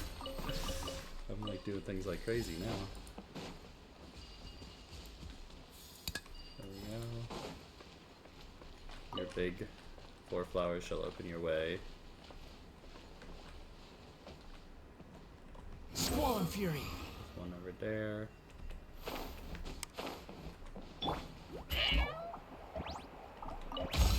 Investigate. It's a gopher.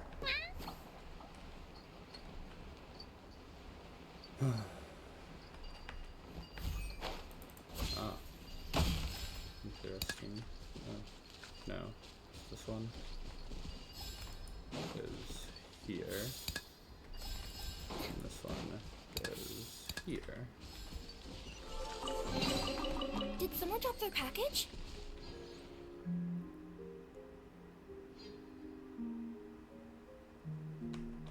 Behold!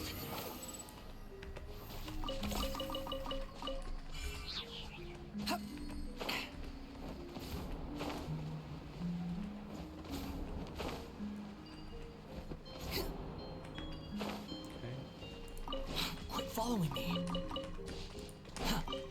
Ooh, almost fell off there. Too slow. Okay,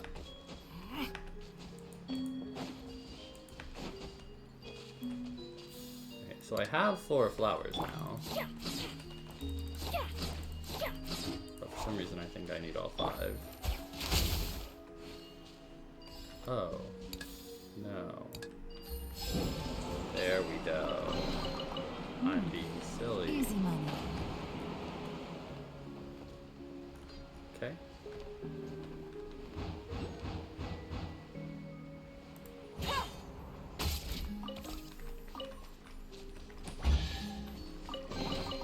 Sure.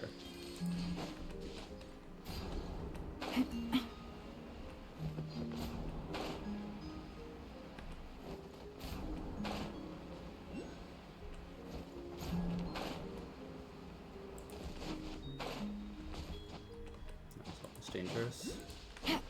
They're running. Quietly now. Here comes the catch.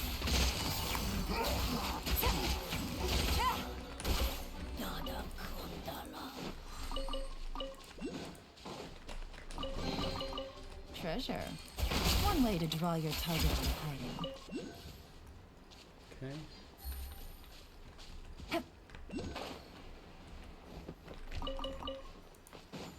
Oh my, that island is so high up.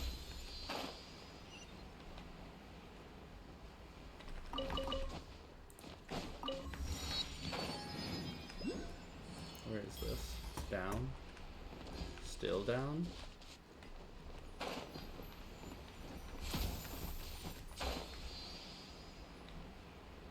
Do I have a bomb around here?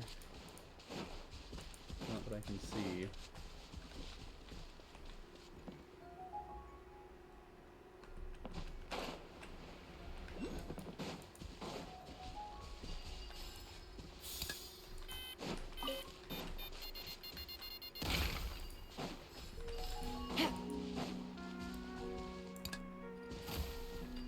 There we go. Take it easy.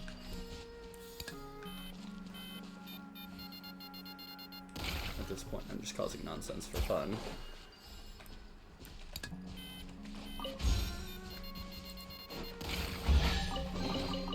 A chest full of valuables and a trove of potential clues. Let's see, can this make it all the way across? I doubt it. But I gotta try. Nice. Squall and Fury. Boom. Pull.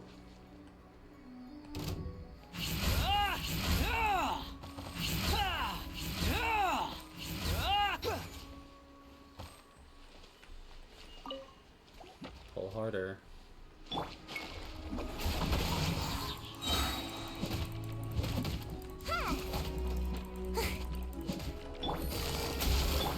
The wind rises. Give it your all.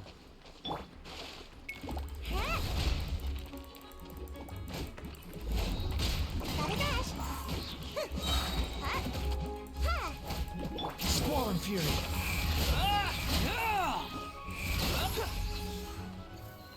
Let's have a look around. Maybe we'll find some clues about that sword. Is this a sword? It looks a bit weird. You even want this?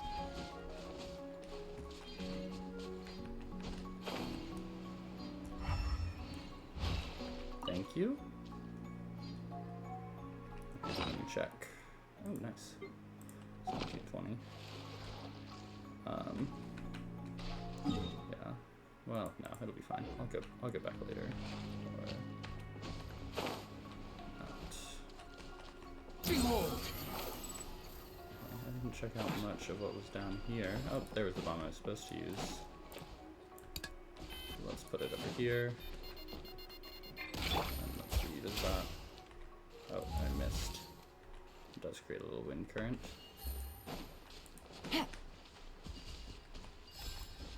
Okay. Treasure hiding hobbyist. Is it deep enough here? What are you doing? God, my friend, you scared the living daylight out of me. Looking for the perfect treasure spot. Hiding stuff back in Constellation Metropole always just seemed way too simple. It's fun to give the treasure seeker a bit of a challenge once in a while, no? Dig. Nice. What happened? We were trapped here. There was nothing but hard titanium all about surrounding us. We could only dig deeper. I've already blown a path through. Are you serious? That's amazing. But we may have delved too deep. Can we get back up? If only there was some wind to give us a push. I want to go home.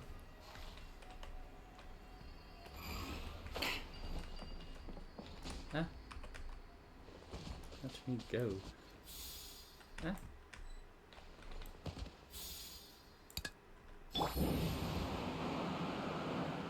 Wind, there's wind, we can ascend. Thank you so much. Treasure. One way to draw your target out of hiding. A giant dragon. Whoa.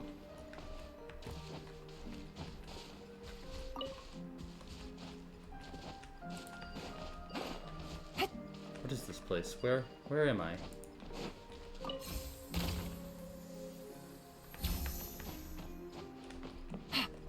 Squall Fury. Hey, get back here. No, I've got to get out of here. Get back here, punk. Where do you think you're going? Brick stacks. A place that can accept me doesn't exist. So where should I go? Oh, okay.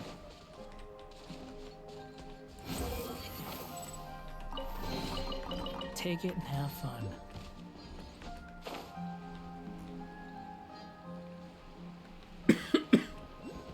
Esnor. Lighthouse, I've got to haul you up so my friends can find the way home. Phew. Just gotta rest a bit before I do. This isn't something a human can just pull into place. Seems like you're gonna need my help. What ho? You don't look like one of our neighbors from Brickstacks. A rarity indeed.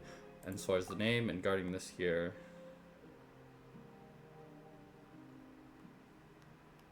Farseer's Lighthouse is the game, and it and I bid you welcome. In truth, however, you've come at a most terrible time. 'Twas but a few scant moments ago when a monstrous dragon just ran by in a right hurry. Clumsy and stumbling it was, and the two of us were in its wrathful path. The crack in the slant, both I and my poor lighthouse were bowled right over, and as you can see, I've regained my footing, but not so the lighthouse. Oh boy, somebody dared knock this lighthouse over just by passing through. Aye, and I've tried all manner of ways to get him on his feet. Even the neighbors came to lend a hand, but he simply refused to stand back up again. You'd almost think he had temper to throw such a tantrum. Our neighbors still have to keep an eye on that dragon, so I'm on my own for the time being. This is a terrible situation. With our lighthouse down for the count, we'll have no light. That means no return to the village for our venturers. Wait, what are venturers? And where would they travel abroad? Their journeys take them to the ends of the skies. After all, a mere jaunt over to Constellation Maripole or Rainsong Pond. Sorry, I'm starting to get sweaty. Requires no lighthouse to show the way. And so venturers board their little boats and set sail for where the stars set, or perhaps the other end of the rainbow. When they wish to return, this lighthouse shall be their guide. When they return, some venturers have grown most strange, mumbling ceaselessly about value and suitability. But that doesn't stop their luggage from containing many pretty stones, beautiful art, and seeds. Wait, and what if they don't wish to return? Why, well, that is their prerogative, but no matter what, the radiance of the Brickstacks lighthouse shall shine upon the distant places where the stars fall. As long as they are willing, anyone may follow that light back to our village at any time. Where the stars fall. That almost sounds like you're trying to go explore beyond this world. So that's Sapphire, what's with the frown? I wonder what becomes of them once they depart. I am no venturer, so I know not. Were Razel still here, you could have asked him.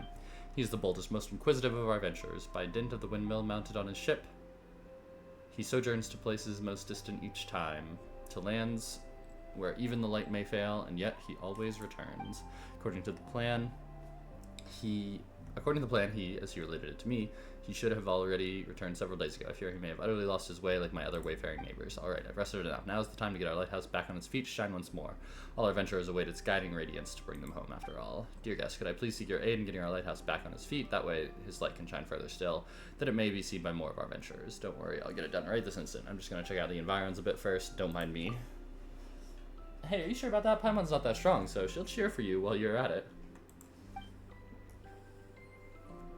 It does seem a right pickle, doesn't it? Why don't we put our heads together and think of something? How about we tear it down brick by brick and rebuild it from scratch? No, the hook that hung the lamp up has been knocked loose. Just one moment of carelessness. Who knows? It could send the lamp rolling down.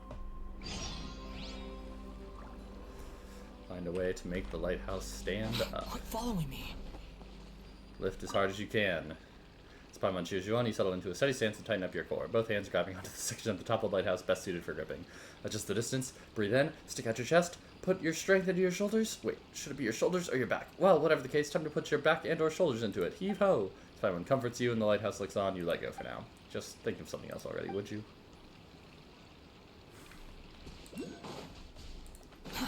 Too slow.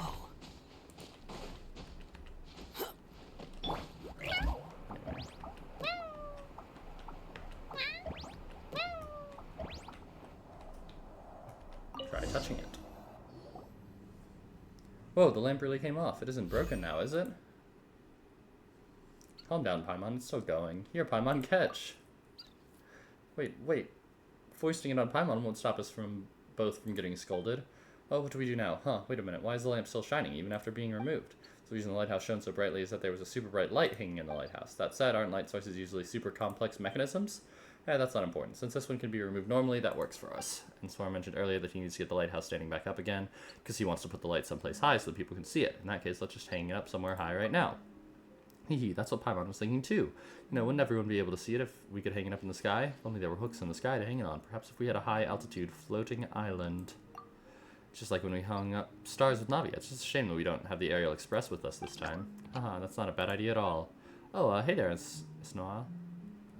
We didn't break anything, did we? Look, the lamp's still glowing. It doesn't look broken. Why, certainly. If it glows still, it fits the bill.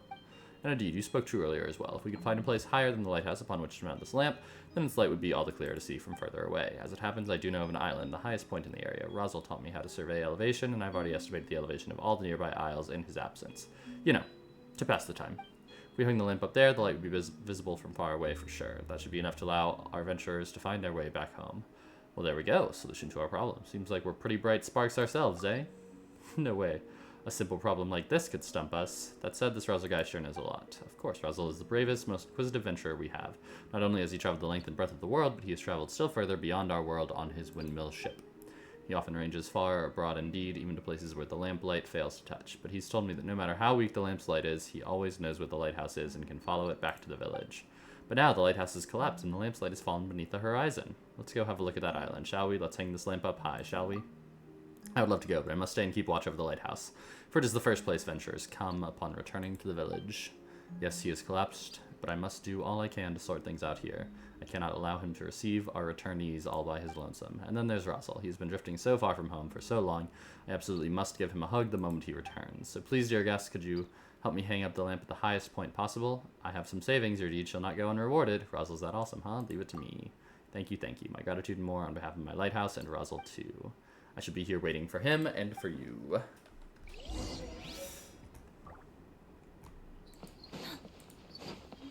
You're in here now. Oh, was this the route that I was supposed to take? In and up instead of up and up? Well, this is much more fun anyway. Okay. Sorry, birdos.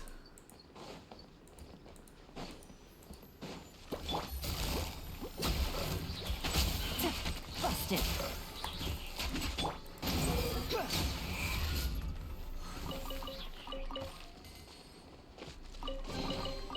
Unnecessary.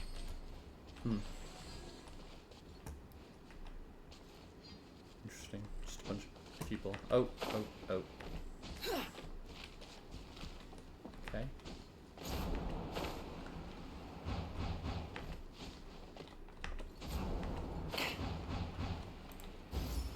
I've been here before. I need to keep on going that way.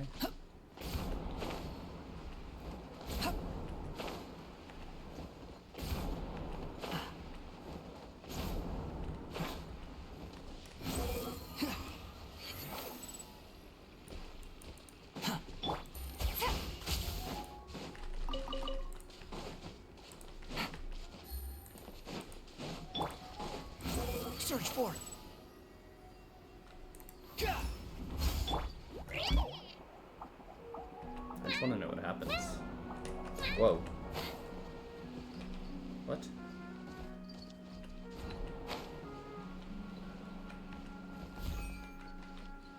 Okay. That felt a little bit like cheating.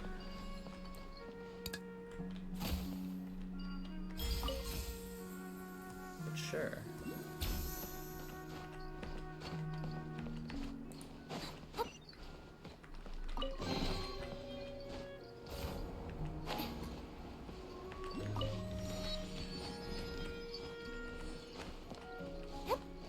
Here's the island. That's what I was talking about. You know that tree over there looks like it'd be perfect for the lamp. There's something under it too. Could it be the person assigned to take care of the tree? Let's go ask. What?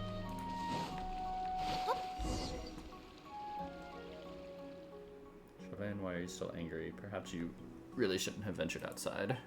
Or hello, did you plant this tree? We'd like to decorate it a bit. We'd like to hang a lamp on this tree.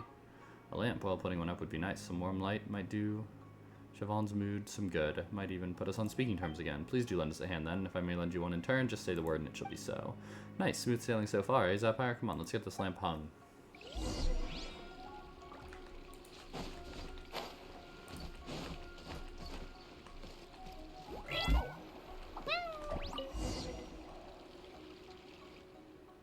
That should do it. The light should shine far and wide now. Not that anything's happened yet. Okay, so what do we do now?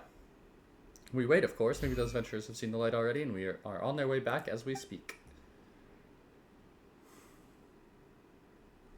Why are we still just sitting here? Nothing's happened. Not a person has returned. Hello, you two. Not to disturb you or anything, but what were you intending to do by hanging that light up again? Well, long story short, you tell. But well, what happened? I see. I've heard about the issue with the snow in the lighthouse as well. This idea is a good one. However, perhaps we could hang it up higher still. Paimon, would you fly that lamp way up, would you? Well, it's not like we can literally hang it up in the sky, can we? Hang the lamp up in the sky. That could perhaps be possible. See, I told you there was a way. So is there such a place to hang the lamp? Please let me finish. The idea of mine may not actually work. The Whispering Isle is not far from here. It is a gift offered unto the goddess on that island. She will grant the supplicant her wish. Whoa, that's some island. Righto. So let's take this lamp on over to that Whispering Isle and see what the deal is. That said, I do not know if that goddess still hears our wishes. I've been to that island to offer gifts, but my wishes were not granted. Perhaps something's gone wrong somewhere. What did you wish for? My wish was a simple one, to be friends with Chauvin forever. We used to live here together, taking care of this tree, drinking tea and chatting. Friendship. He once set off on a long journey, and when he returned, he was almost unrecognizable. Not that it should have mattered. We were still friends, I thought. We'd understand one another. But he grew stranger and stranger, his days filled with odd mumblings and melancholy. He even rejected all my tea party invitations. I feared that he might no longer want to be my friend, so I made plans to go to the Whispering Isle and make a wish to the goddess. The oldest legend in our village says that originally the goddess greatly favored the brave. So long as a valiant person were to bring her a gift as proof of their courage, she would respond to them. But I feared that she would not bestow her favor upon me, and so I brought a dragon scale with me. Do you know about the giant dragon that suddenly emerged from the titanium mines? It flattened a great many homes, and even ashed that mountain. Now our adventurers can no longer repair their boats or make tools there, and have had to change from whence they embark on their adventures. That mountain is just over there, but nowadays he's as broken as the broken sea itself. We've constantly tried to chase the dragon away and defend our village. Whenever it flew above our village, we'd grab chairs, tables, forks, and spoons with which to chase it away. Seems as if you succeeded thus far. We should prepare a few utensils ourselves. Hey, it's not like that dragon's made of bread or butter or something. Forks and spoons wouldn't do squat to it. Well, whatever the case may be, at least that dragon hasn't come back to set fire to the village or roll over it or anything like that. Mini Durin's no evil dragon, he just wants to be friends with everyone. Is that so? In that case, his way of showing it is most unexpected. Well, we couldn't understand what he was saying at that time anyway, so all we could do was chase him off. When he left behind a scale. I believed that it could prove my courage, and my neighbors thought so too. And when I put up the scale before the statue of the goddess, it began to glow with an awesome light. I thought this meant the goddess acknowledged my wish and was about to grant it, but Chavain did not change. He still refused to come out of that pot, and he remains as upset as ever. He even advised me to become a venturer and go on a long journey with him. No way am I doing that. Wait, come out of what pot now? Almost sounds like he's some sort of potted flower. That's right. Chavain is presently a flower in a pot. I mean, that's pretty alright, isn't it? He can live next to the tree, and I can take care of him, water him, drink tea, and sing for him. But he always says that no matter where he goes, he must be sure of his place, something he learned from his venturing, and that pot is his place. Coax and cajole as I might, I cannot get him out of the pot. The goddess didn't make my wish come true, and I don't know what the matter is. Sorry for going on and on like that. Must have taken up quite a bit of your time there. The Whispering Isle is that way. Perhaps the goddess will be more willing to hear your wish. Okay. My friend. So how do you make friends with something like that anyway? Let's ask you when we have some time.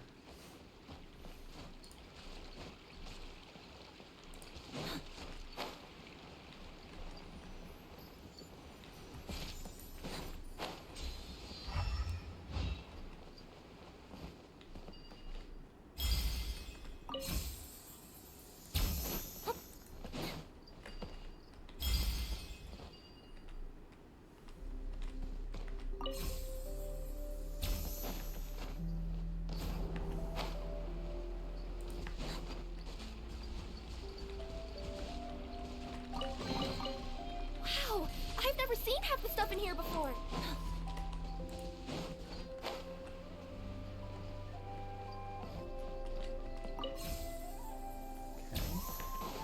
Ooh, that was close.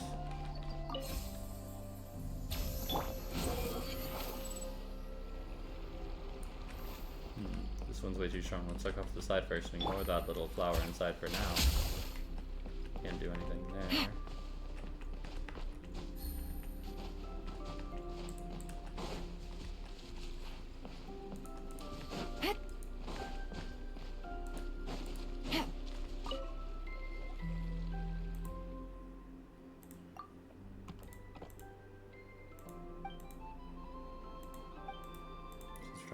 You can scoop him up. How can being eager to listen away? That's pretty stormy, alright. Yeah, that would make it hard to get close. Yes, maybe the reason he's so furious with me is because I refuse to venture out with him. Can I trouble you to check on him? Perhaps you might be able to reason with him. No problem, I'll give it a try. We've traveled to so many places and seen so many people. We'll probably be able to convince him. That's wonderful. You can find him in the cavern below this island. Please, if you'll head that way. I'm going to tidy up this place and find a good place for Chavain to suck up some sun.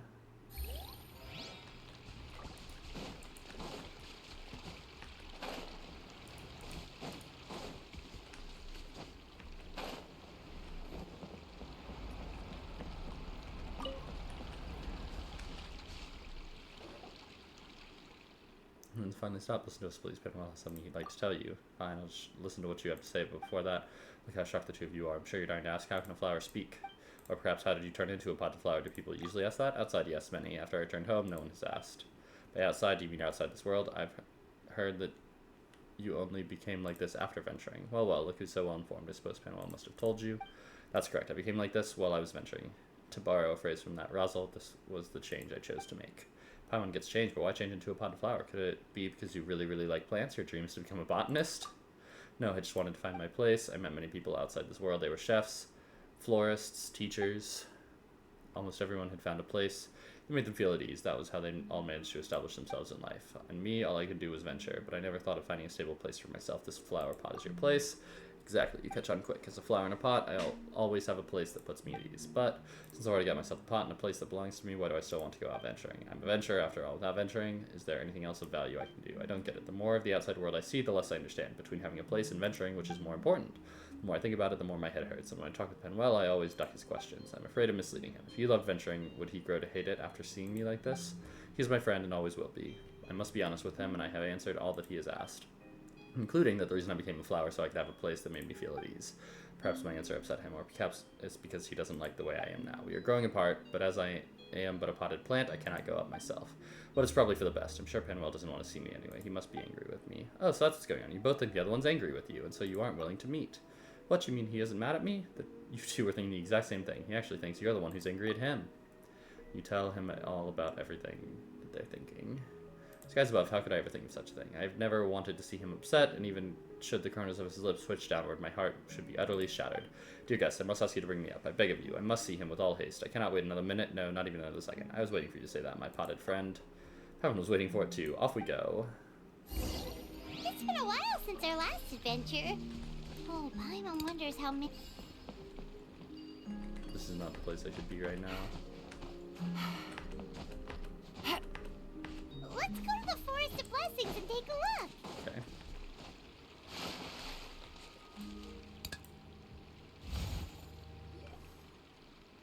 You've come. Please listen to me. I've never been mad at you and never wanted to leave you. I was only worried that you didn't want to be friends with me. I know that some venturers change, and I was worried you had too. I prayed to the goddess, but I couldn't find a good enough gift to offer, so she ignored me. No, such a thing can never happen. I will always, always be your friend. I must apologize to you. I was so focused on my own thoughts that I failed to listen to what you were saying. I assume you never wanted to see me again. Seems we've cleared up this misunderstanding. Yeah, Paimon thought you two had some crazy sticking point, and we're so super mad you didn't even want to try and understand each other. It definitely was a sticky matter, but at least it's come unstuck now. Thank you both, my dear guests. Without you, I'd definitely still be holed up in there, refusing to come out. But now I can finally share what's in my heart with Penwell. I'm always willing to listen to whatever you have to say, whether you wish to speak of venturing or of flower pots. It's all fine by me. Right, dear guests, please take these. I gathered them specially for you. May the goddess bless you, that you may never argue with your friends, and that someone will always be willing to listen to your innermost thoughts. Easy money. Okay.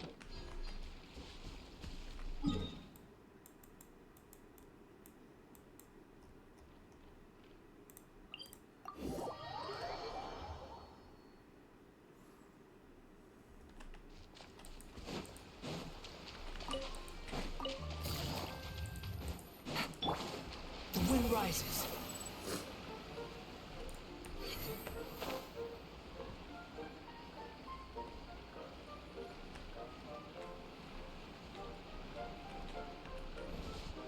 Behold. Oh. I'm being silly. I need to navigate here.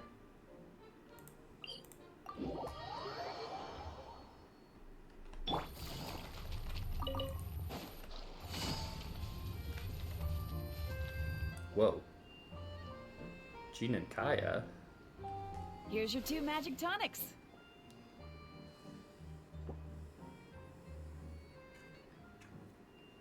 I wouldn't drink that if I were you. Why, thank you, young lady. And might I add that you're looking quite lovely today. Jean, come on, take a seat and let's have a drink. I ordered one for you as well. But is this really appropriate? I mean... Still worried about Klee? Relax. Albedo's with her. She'll be fine. He looks so red in this light. Kaya and Master Jean! What are you two doing here? Oh, look who it is. The Traveler and Paimon. You must be the pleasant surprise that Miss Alice told us about. Greetings to you both. This is one place I didn't expect to run into you two. The locals here have been talking non-stop about some brave heroes who saved the world. Let me guess. You two have been up to your old tricks. Well, not just us. We only played a small part. You could say we were 2 members of the Heroes Adventure Team. Still sounds mighty impressive to me. As ever, our honorary knight is making us proud wherever they roam. Did I hear you talking about Alice and Klee? That's right. We received a letter of invitation from Miss Alice, proposing that we take Klee for a vacation in Fairyland when work dies down. I wasn't sure what she meant by Fairyland at first, but if my eyes are not deceiving me, she was being quite literal. Quite. Klee ran off excitedly as soon as we arrived. I'm a little worried about her, but Albedo insisted he would look after her while we do our own thing. We could hardly say no to such a considerate offer, so I took it upon myself to bring Jean to the nearest tavern we could find. How kind of you. Any excuse for a drink, huh? Well, we are on vacation. It's only fair that we get to indulge ourselves a little. You're right. I should make an effort to relax and unwind. It's what Miss Alice would want, after all. Oh, wait, Kaya? What exactly did you order from the bar? The house special, of course. Best way to get a taste of the local culture. You should drink that right up, Kaya. Why are you making that face, Paimon? Nothing. I was just perpetually amused by your lifestyle, that's all. Go on, drink up. Go on. Something tells me I need to tread carefully here. Let's see, it's got a lovely color, but how about the taste?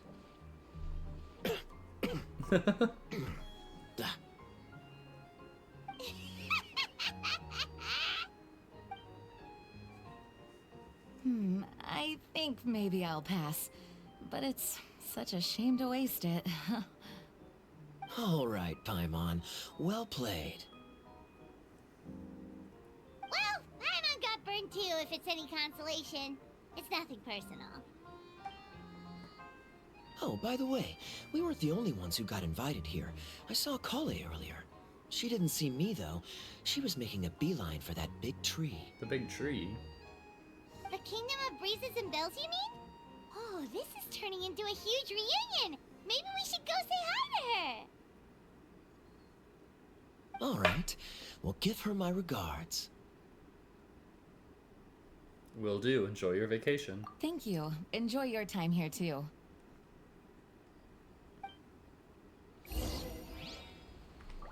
So the magic tonic here is just... Ah, Miss Citrus, do you happen to... Of course we do. What flavor would you like? Sunsetia. Sure, I'll... Sounds good. 2 Sunsetia drinks. There we go.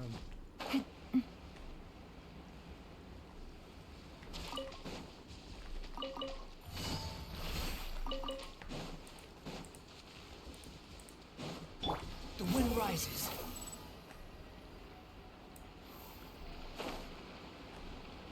It feels like ages ago since I was down here.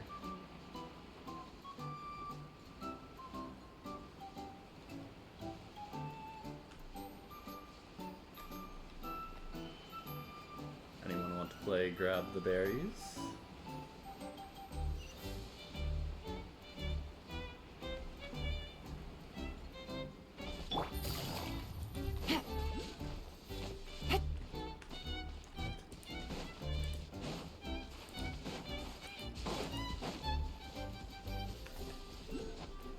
We flew over there. Yeah. Squall and Fury.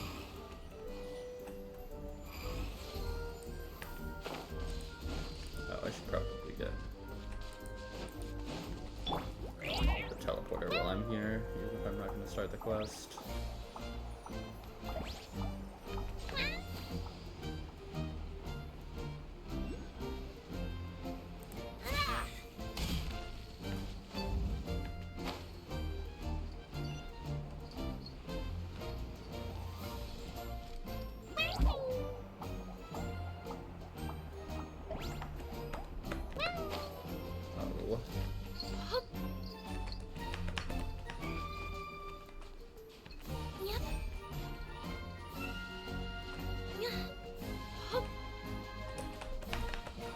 Okay. Whatever. I'll just go get this other one. Whew. Whoa.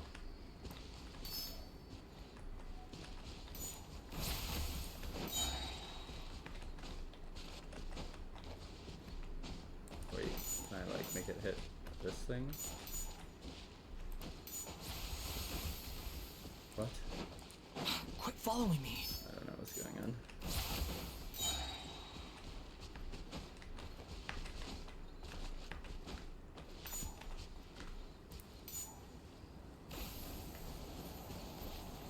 Oh, okay. Too slow.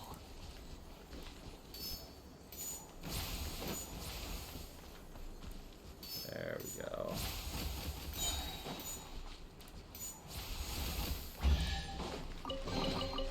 take it and have fun.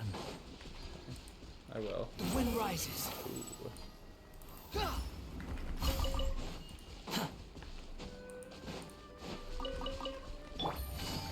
Quietly now. Nothing. Behold!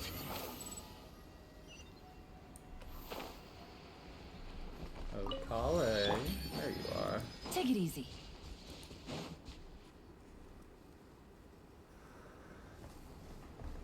The structure of the tree houses here is nothing short of amazing. I have to write it down so I can tell Master Tainari all about it later. Hey, Kale! You scared me. Traveler and Paimon? You got invited here too? Yep. Well, they sort of skipped the invitation part, but anyway, what you doing out here? Something caught your eye? Oh, yeah.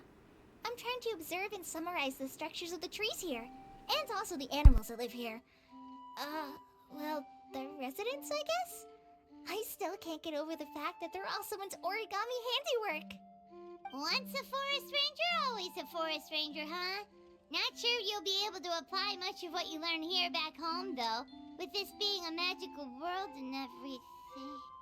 What?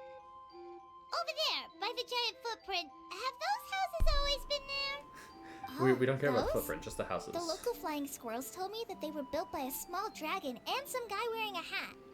Oh, that must have been Mini Durin and Hat Guy. Any idea where they went? Supposedly, after building the houses, they went to somewhere called, Constellation Metropole? Did I say that right? Sure did. Yep, you got it. Oh, also, when the locals mentioned the dragon, did they seem at all, did they say how they felt about him at all? Now that you mention it, the atmosphere changed a little when they talked about him. Oh no. They mentioned some stuff along the lines of past misunderstandings and welcoming new members. I only just got here, so I know very little about what has happened in the past. They seemed genuinely grateful for the houses, though, and said they were going to plan a welcome party. Oh, thank goodness. Phew. Sounds like the forest has begun to accept him. It's a step in the right direction. Are you looking for that small dragon? Yeah, he's a new friend we made after we arrived here. No way! Really? I'm getting more and more interested in your story. No. I've got to save it for next time. For now, I've got to make the most out of my time in this wonderful world. Oh, there's no rush. Just take it slow and enjoy yourself. Like Kaya. Oh, he sends his regards, by the way. Oh, Mr. Kaya is here too? Then I've got to go say hi to him. Well, right now he's at the tavern and he probably won't be leaving until he's drunk. Not that he'll ever reach that point because his alcohol tolerance is so high. Basically, it's Kaya. You know where to find him. You make a good point, Paimon. Then I'll focus on exploring for now and go catch up with him later. Shall we go pay a visit to the Metropole Traveler? Maybe Mini Durin and Hat Guy are still there. Oh, right. By the way, something pretty interesting has been happening in Sumeru recently. Master Tainari has been working really hard on it, so if you have time, definitely go and check it out. Interesting. Telling me Sounds to good. actually go We'll to find some normal time in our scenario. schedule. Enjoy your field trip. Take it easy, Of course. Kale. See you later.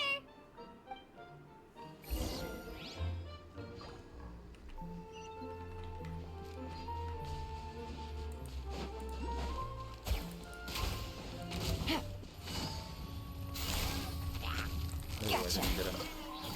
Quietly now. Easy money. That was indeed easy money.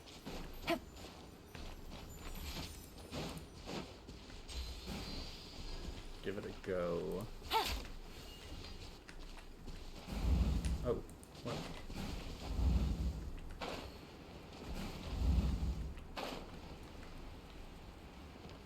Supposed to be going this way.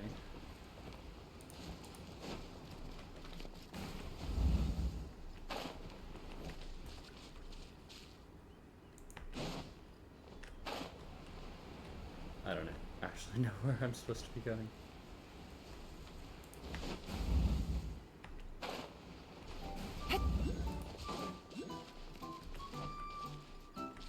Supposed to be hitting these at all? I know that there's something with them. I'm sure there's something with them. Whatever.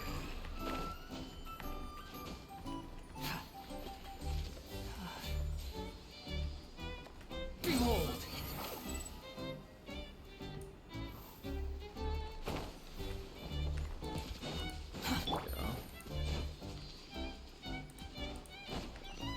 Let me try. Victory's assured. Take your position over here. Let's do it. Wait a moment. Catch up with the 4 flying squirrels within 60 seconds. Wait. Take it easy.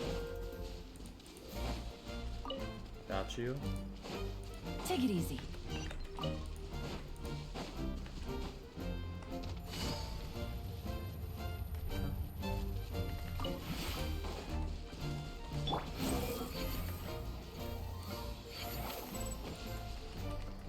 Right next to you. Okay. You even want this?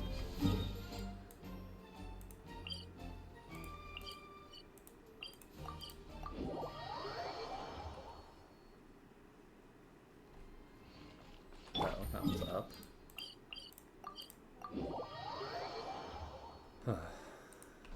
Mona. What? Are my eyes deceiving me? There is no way. I can't believe it. Hey, Mona! We heard you muttering from a long way away. What's up? Oh, is your scryglass acting up again? Oh, it's you, the saviors of this world.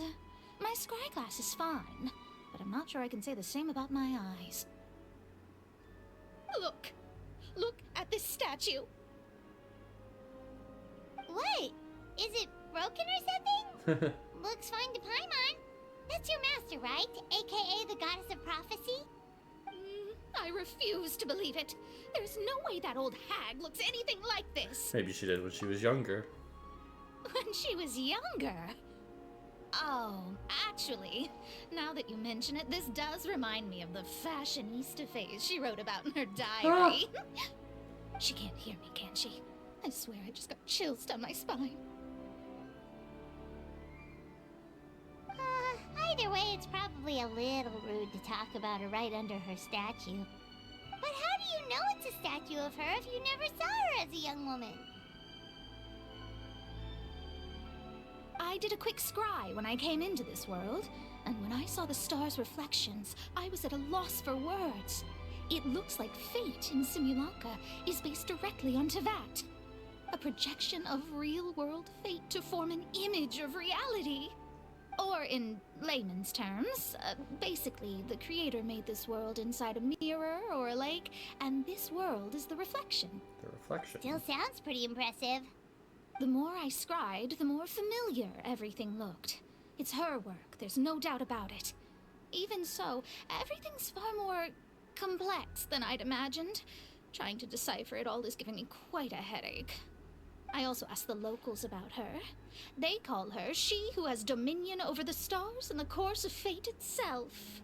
Not even a pretense of humility. Clearly, she let the role of creator goddess skip to her head. Not that I'm surprised in the least, of course. It certainly matches the tone of her diary. Anyway, we should change the topic. Oh, so Mona, have you seen a small dragon around by any chance?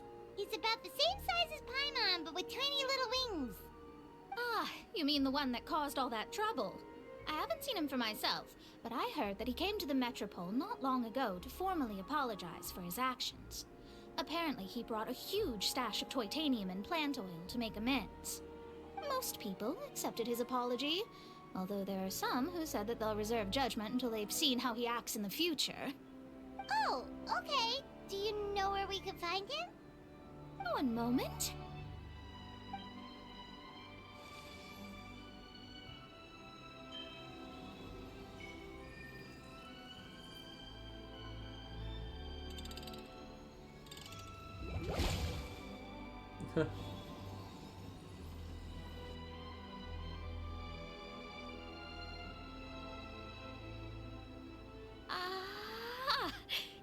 Looks like he's at the Broken Sea. There's a big group of people with him, too. Cool! Wanna come with us? We can introduce you?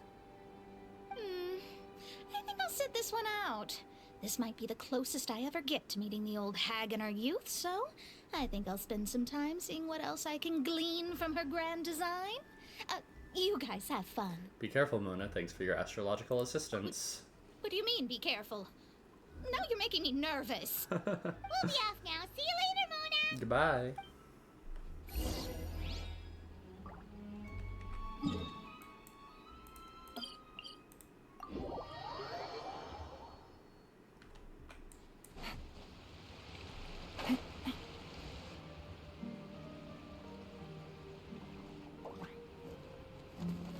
Osvaldo Hafnavines!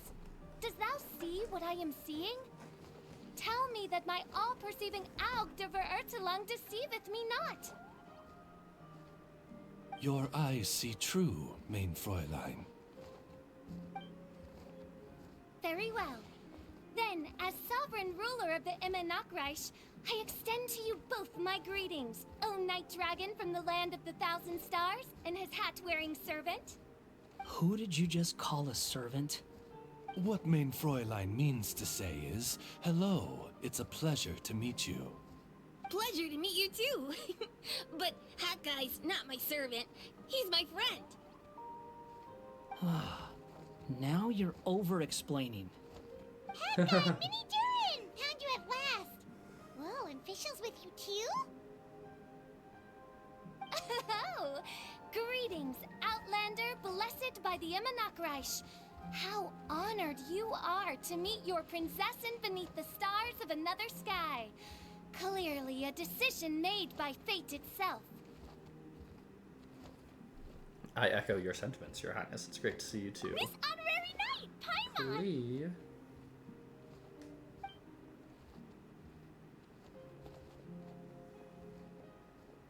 Greetings. You both look well. Hey there, Klee! Have you been having fun here? Yup, loads and loads of fun! There are so many cute animals, and a magic train that was really long, and a huge, huge castle, and a king lives there and everything! I've been taking Klee to see all the sights. It's been a very enriching experience. Alice's magic is truly outstanding. Yeah, Mom's amazing! Klee wants to build a great big house now, too! So, your mom and my mom were friends? Our moms were friends, which makes you my big brother! Wait. My mom used to read your mom's stories to me all the time. They were great! Big brother?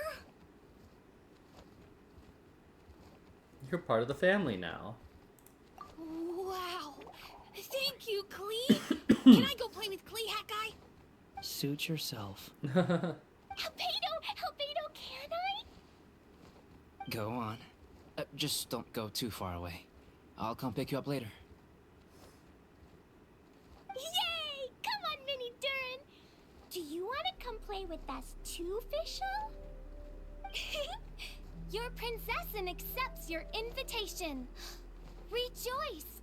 Though you may be concealed by fog, still you shall have the good fortune to witness the true might of the Aug de Verurtelung. What mein Fräulein means to say is, perhaps we can all play hide and seek together. Mein Fräulein is it. Hooray! I love hide and seek! Oh, me too!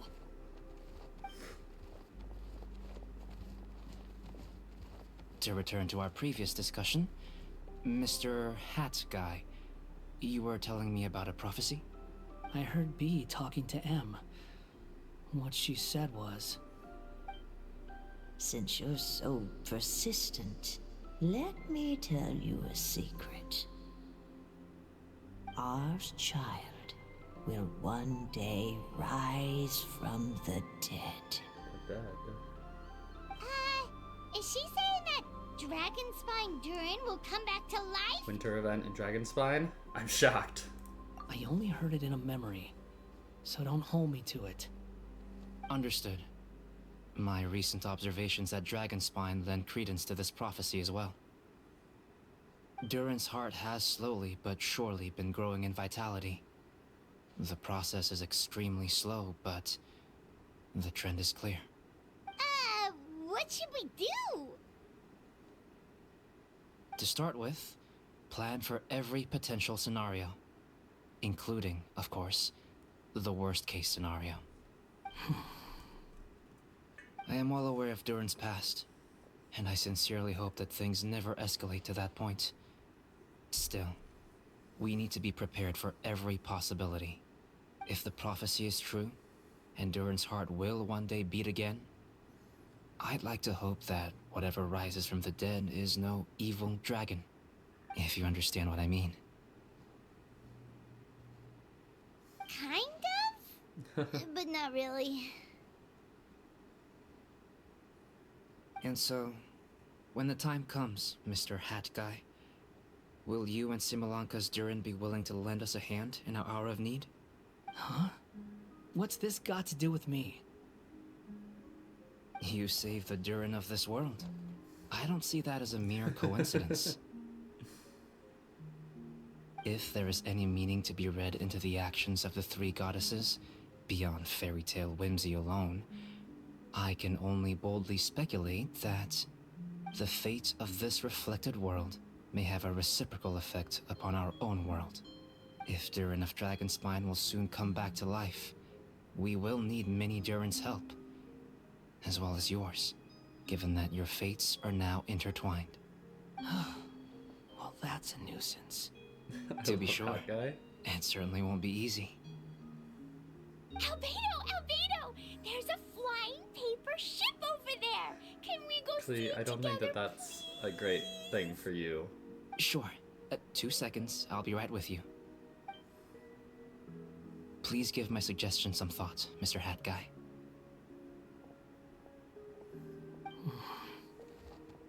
Hat Guy, I'm back!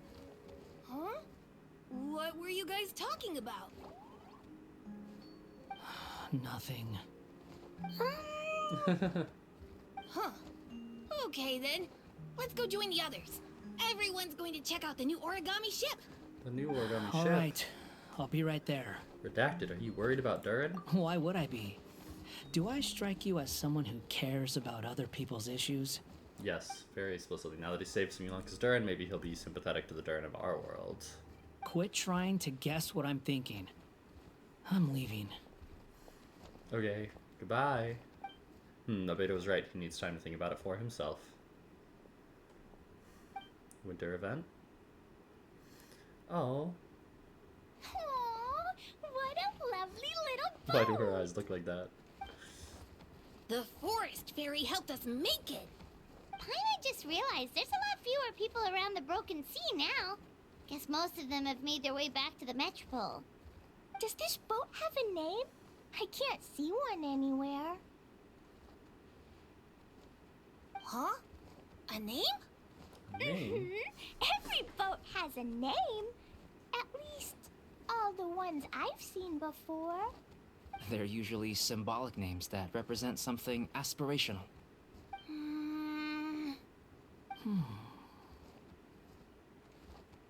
Let's go with the Durin. Huh?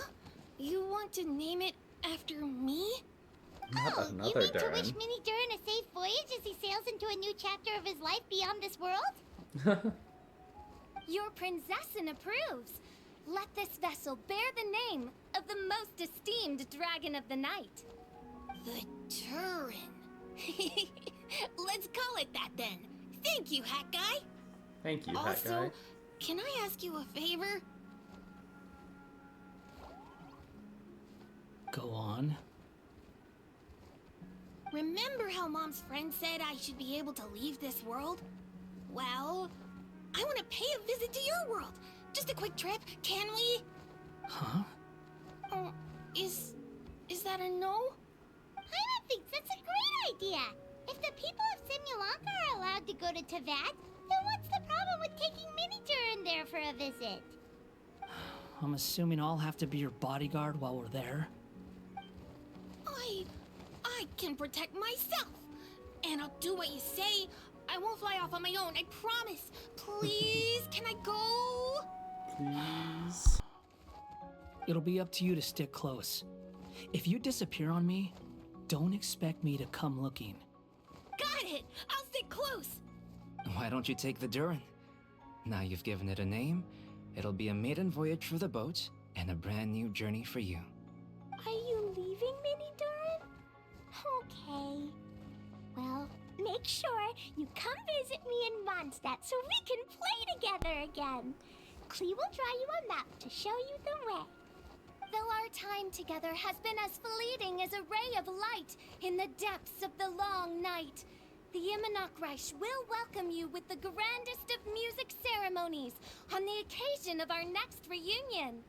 As surely as the stars in the sky watch over us, we shall meet again. What Mein Fräulein means is that you're always Sure, welcome to visit her at home as well. Cool! Ah, I have so many new friends now! I'm so happy! Are you done yet? If you want to leave, then get over here.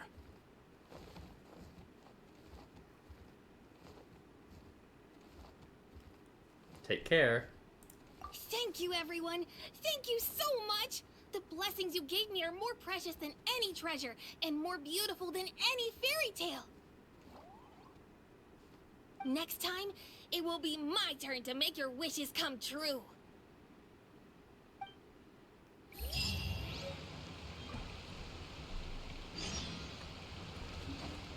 Go to Constellation Metropole.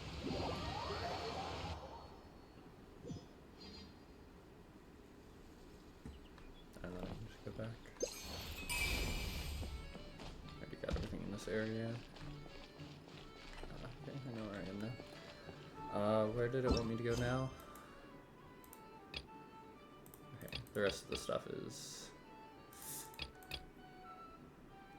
just a few other random things that I will finish up whenever I get back, but that is technically entirely the quest, I guess. Take it easy. Oh. Oh, Never mind. my I found God, this the is rest of terrible. one. I don't understand. Wait. The 3 great clans of Constellation Metropole have finally made peace with each other.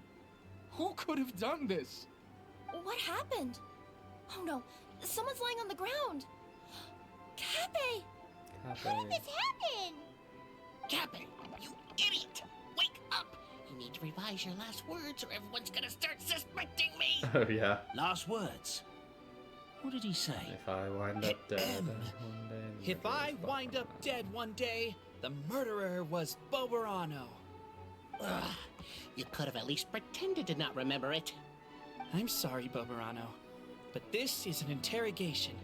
I have to give the detective straight answers. Straight answer is very important. Don't worry, Boberano. I don't consider you a suspect, nor do I have the authority to charge anyone with a crime. Then how are you a detective? So, are you the last people you're to a have chief had contact consulting with? detective. Yes. My sincere condolences. You were travel companions, right? It's a real tragedy. I'm afraid he'll be out cold for another hour and a half, at least. Huh? Yeah, I know. It's despicable. Hitting someone in the back of the head is the second worst act of cruelty there is. Oh my goodness. The first being replacing their gear oil with extra strong glue. So, Cappe's not dead? His gears, metal frame, and shell are all still in excellent condition. It's just his energy supply that's been all messed up. Wait. But surely you can't be suggesting that just because Cappe isn't broken, there's no need to go looking for the culprit. No, there's a need. Huge need. Unfortunately, this is rapidly turning into a cold case.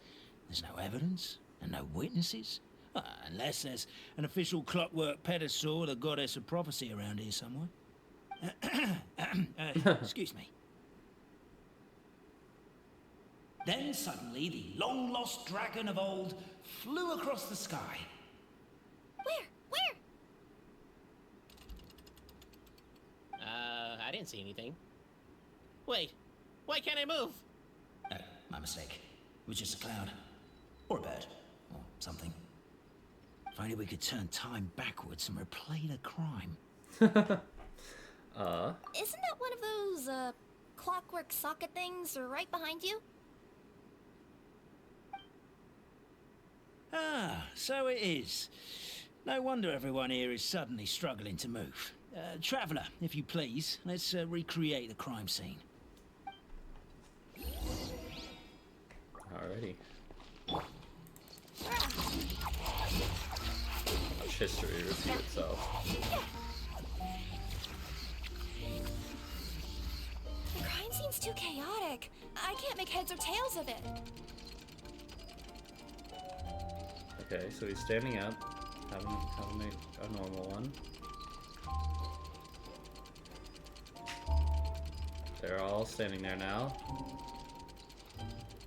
The detective runs over. They start to walk away. He falls over flat on his face.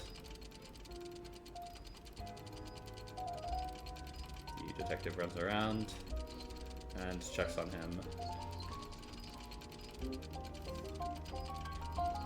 And we see them freak out. And they run back over to investigate what happened. Well, that clears it up. Cappe was walking along the street, and he suddenly collapsed. He was faking it. He was What? faking it. So case closed? Aren't you supposed to investigate a little more first? Well, we literally replayed the crime scene and saw it with our own eyes. There's no need for any evidence gathering or powers of deduction now. And besides, maybe the truth is inherently strange by nature. Like how Constellation Metropole has 3 histories, each of which is the truth. But didn't you say Cappe was struck in the back of the head and knocked unconscious? For all I know, he could have bashed his head against a toilet bowl before leaving the house. Then walked here in a daze before finally passing out. Daze? As for why he might have done that, my guess is...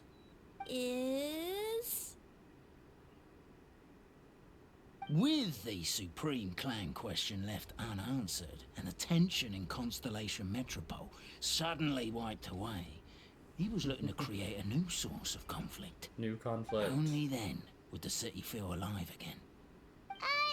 Do we really think he's capable of that, though? Sounds like a pretty complicated conspiracy for the average Simulanka resident. Traveler, something about the crime scene isn't sitting right with me. It just seems unnatural. Also, anything outside of the immediate area won't have appeared in the replay. Is it possible that something was missing from the scene? Why don't we search the area? Wait, what are you doing? Oh, we're gonna head to Cappe's house to check the toilet bowl for signs of an impact. Let's do it.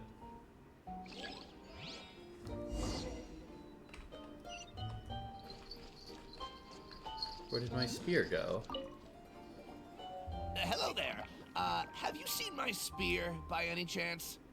Someone was shouting about a dragon a minute ago, and I instinctively threw it into the sky. Yeah. There's a spear here. It looks so mysterious. Let's take Can it. give it to him. The shop owner. Hey, you're not from these parts, are you? You're not from these parts, Just are you? visiting? Yep, that's right. Why? What's up? Ah, well, I was gonna offer you a great job in the Titanium mines.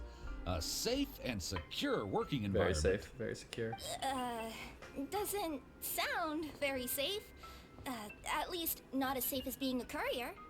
To keep the titanium ore intact, we use specially designed pickaxes that can't cut through it.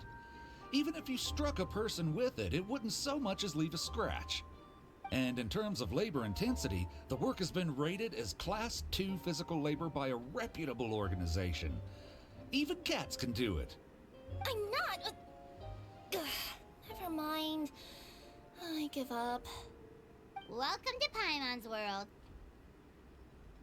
Mind you, I don't know what happened today, but somehow a pickaxe has gone missing.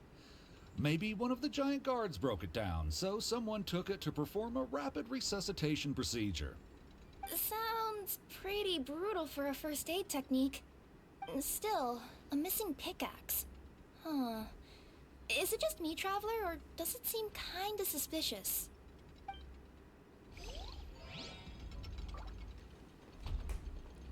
Kinda suspicious.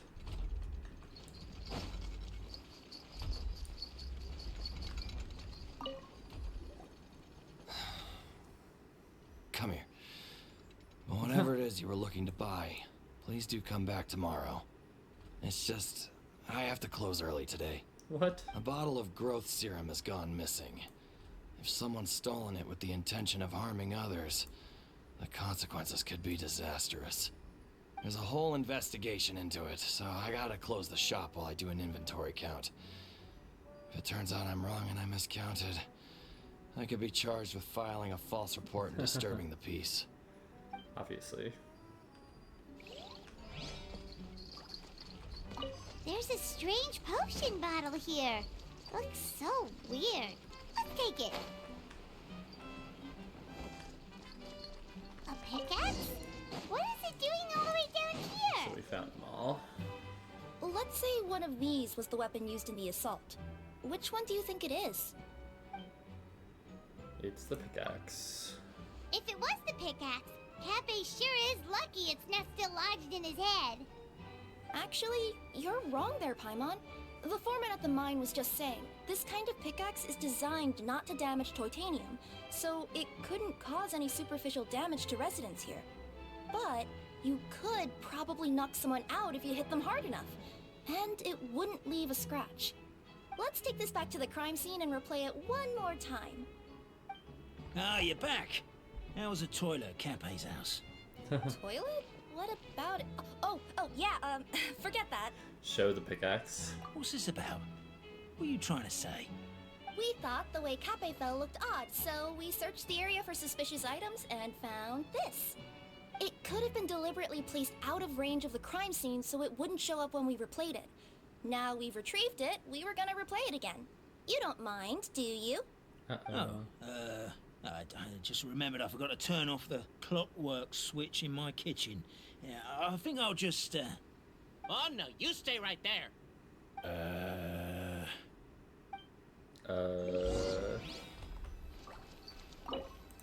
We should be good now.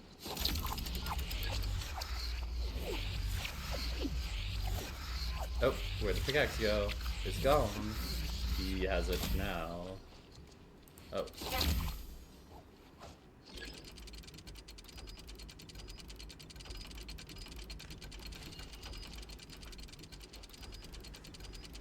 That's so crazy.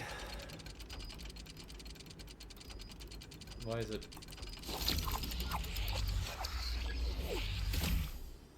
Okay. I don't know. It's just being slow. We'll just sit here.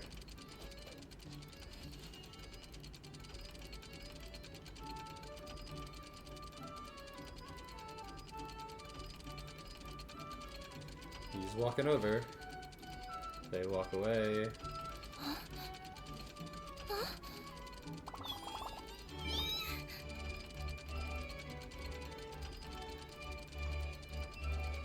Wait, I completely missed what happened, but it'll be fine.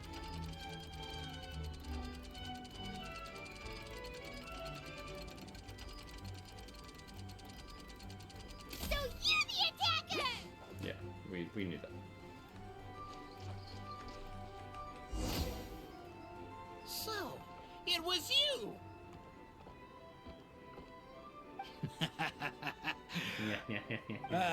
I will congratulate you for cracking the case, but since I did such an abysmal job of covering my tracks, didn't exactly have your work cut out for you. So, all I can say is... Catch me if you can!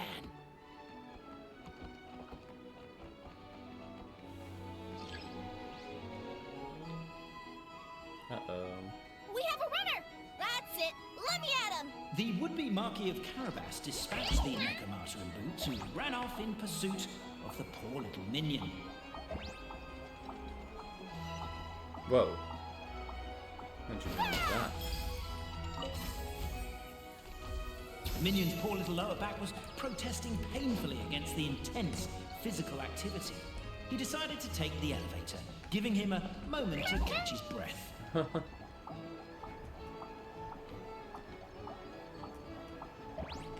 Really? His lower back asked. But the Minion had no other choice. He resolved to make the jump down. Wait, what weapon is that? Oh, okay. By this point, the Necromata in boots was gasping for air. The Minion was huffing and puffing, even more loudly. But we'll ignore that. I'm not! Don't underestimate the gold level courier of the Komania Express!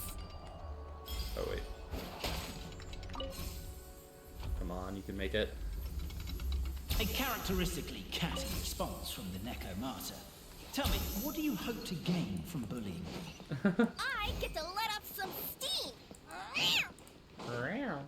Oh. You fell into my trap! Oh, and by the way, remember the glue you got stuck on when you first entered the future Marquis abode to be? That was also me. I did it using my powers. Uh-oh. Why can't I move? Oh, I'm so jealous of you guys right now. You can just jump out of your shoes and keep running, but I... The unnamed Minion made a last-ditch escape attempt. He began his long climb. Sorry, up the wall, the tall wall. He began his long climb up the tall wall. You call that a tall wall? Beat. I surrender. Whoa. You've got nowhere left to run. Nowhere left to run. All right. I confess. Well, we don't That have was to confess. Getting caught by you here was a backup plan. I don't know if what I've done will make things better or not. Time to come clean. I am the narrator, the one who's been guiding you all this time.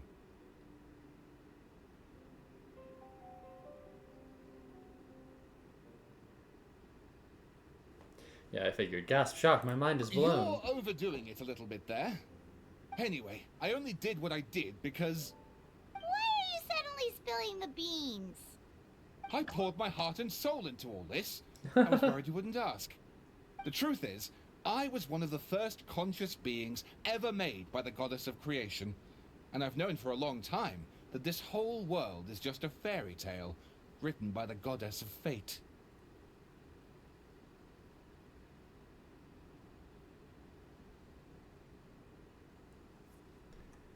Oh no. I know they say that fairy tales are just made up for kids to read, but I refuse to believe that fairy tales are just fictional stories and nothing more. The reason why Constellation Metropole has 3 origin stories is that the Goddess of Fate wrote 3 drafts and couldn't decide which one she liked best. Then her cat trod all over them, and they all got crumpled together, so the 3 worlds just sort of folded into one. The Goddess of Fate was torn between them anyway, since she couldn't decide which ending was best for the dragon or the kids. So when she saw what the cat had done, she simply decided to go with all 3. Who'd have thought? Well, what does any of this have to do with what you did? You're not a fictional character, so you couldn't hope to understand my sorrow. Honestly, I don't think there's anyone in all of Simulanka who would understand. Every day that I experience, every interaction I have with another person, is it really all just a work of fiction? The only reason the 3 great clans wanted to find out the truth was for the pointless task of electing the supreme clan. I thought that once they'd learned the truth, it might make them curious enough to investigate further. But as it turned out, they just accepted it and carried on living the same old lives. I have to motivate them to keep looking for answers now that they think they've learned the truth. I have to make them uncomfortable with the superficial explanation that they took at face value. And I have to figure out, once and for all, while you real people from the outside world are still here, are we real? Define real. That's my full confession. Time for you to take me back. I'm guessing I'll probably be forced to make a public apology, then sentenced to half a day in solitary confinement. I definitely deserve half a day. Oh, also, pass this message on to Cape Bobarano and Albizzi if you could. The Great Clockwork Key was originally put in place jointly by the ancestors of the 3 clans. If the 3 of them had any ability to cooperate whatsoever, they'd have been able to remove it by themselves. Over all these years, not once have they ever tried removing it together. Oh, my poor child. There's one thing you've been mistaken about this whole time. Whose voice is that? Detective? Was that you? Your voice acting's actually pretty good. The reason fairy tales are suitable for children is that they help them to understand the world. Fairy tales may be works of fiction, but at their heart lies an internal logic that is undoubtedly real-world truth in a condensed form. Perhaps they simplify good and evil, and perhaps they hide the darkness in metaphors. But let there be no doubt. The world within fairy tales is as real as can be, and by extension, you and your compatriots are also real. Goddess! Is it really you? The line that separates footnotes from narrative can never be crossed. Never the two shall meet. This is why you have never heard my voice before. But now you wish to break free from the story, and there's a cat nearby, so you can hear my echo. Just your echo?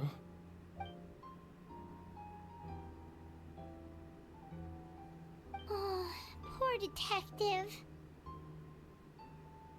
So, we are a part of the real world too. You lead the surrendered detective back to Capet. So we need a shot of the crime scene for evidence, a mugshot of the suspect for the records, and a photo of the heroes for posterity. The guard molded over. 3 photos is overkill. Let's just get one big group photo at the crime scene. Suspect, try and look more serious. Heroes, more natural, please. Happy smiles, but no smiling from the victim or their friends and family. Thank you. No, don't get up. Stay on the ground, as we need to capture the crime scene as is. 3, 2, 1, say cheese. Oh my goodness.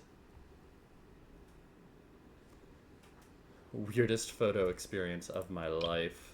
I need to snip this. Sorry.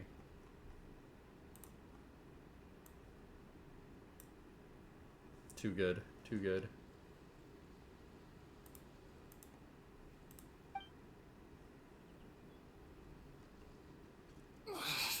My head's spinning. Albizzi just gave me a quick rundown of the situation. So you caught the detective?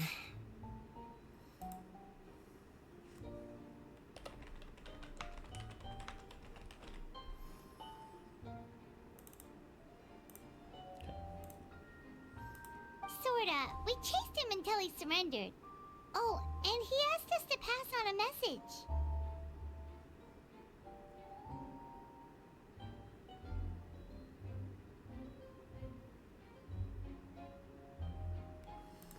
Oh, I turned off auto. That's my bad. You tell the 3 about the rest of what happened, and that they could have removed the Great Clockwork Key if they just worked together. Does he really think we didn't try that? 'Cause we did. After 6 months in that place. That was my bad. I thought it was a stupid idea at the time, so I didn't really exert myself. Come on, Boberano. I also sort of stopped trying after 3 years. Never mind. I'm partly to blame as well.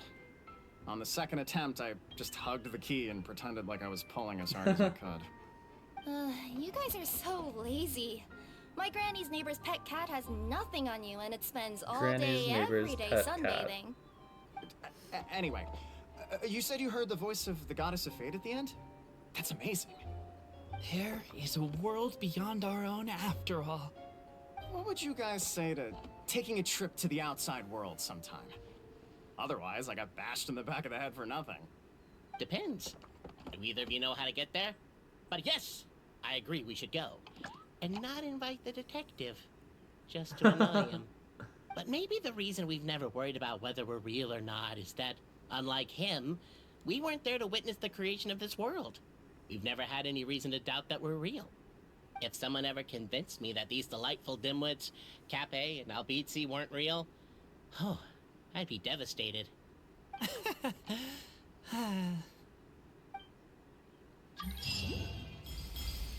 Nice. Pendulum Lane co-op challenges. Awesome prizes to be won. Check it out. What is this competition? Challenges the test of contestants' abilities to work as a pair. Maybe she tests their own style, so too do the challenges differ. So hungry, gotta eat. What should I choose? Shut those eyes and move those legs. Go. Work with other competitors to unlock all the rewards. Team up with a reckless figure. Team up with a greedy figure. Team up with a troubled figure. Not exactly a decisive person. I'll be figuring their route out to you. Good luck, contestants. What should I choose? Start challenge. Help the troubled figure to reach the destination. Which way should we go? Walk left. Oh no. I've made a terrible mistake. We can't cross. Okay. I see what I'm trying to do now. Which way should we go? Straight.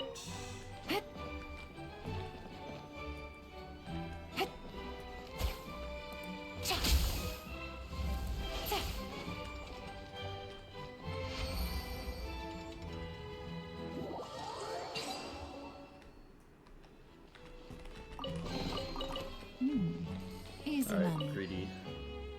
Do you have something to eat? No work can be done on an empty stomach.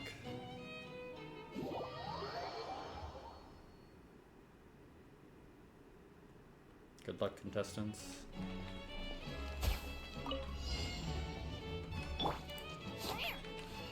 So hungry. If only we had something fruity. Need the apple. I'm all charged up. Whoa. All out of energy. So hungry. If only we had some meat.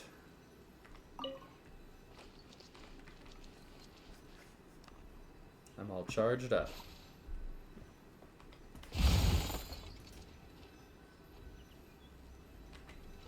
All out of energy. So hungry. If only we had something sweet. I'm all charged up.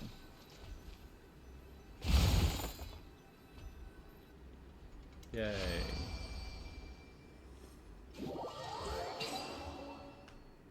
Alrighty. Reckless. Let's go. Just keep charging onward. Let's win this together.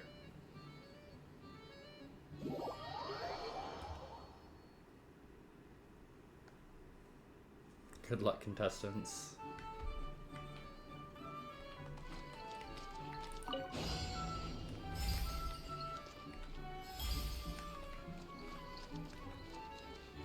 This route's blocked.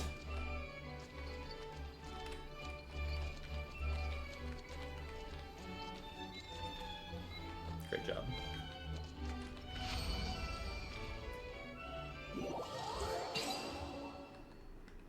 Congratulations on completing all of the challenges.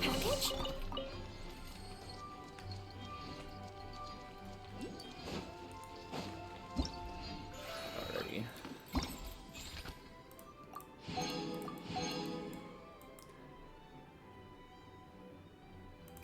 Ooh. You I got better her watch skin. out. There's a cat burglar about.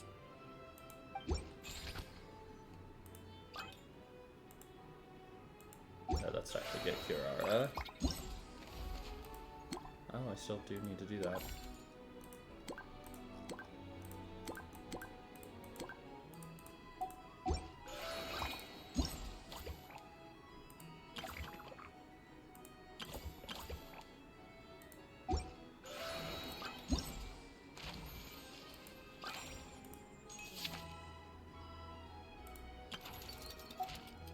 Nice.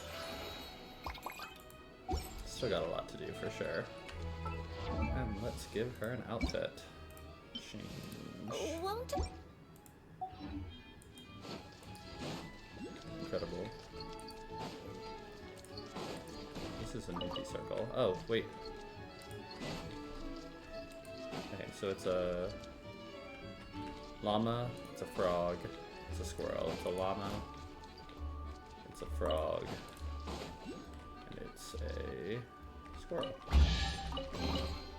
Ooh, maybe I could.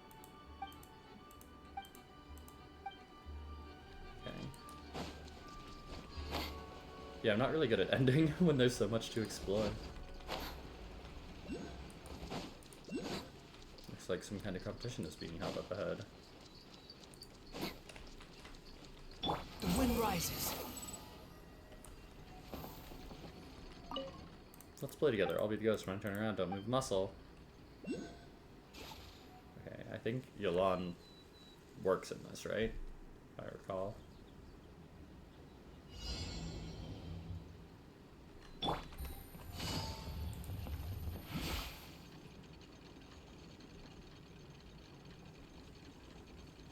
Gotcha. Easy money. You're great. Okay, that's where I was going. Behold! Oh, is it down? I guess I'll grab a crystal fly. It's straight here.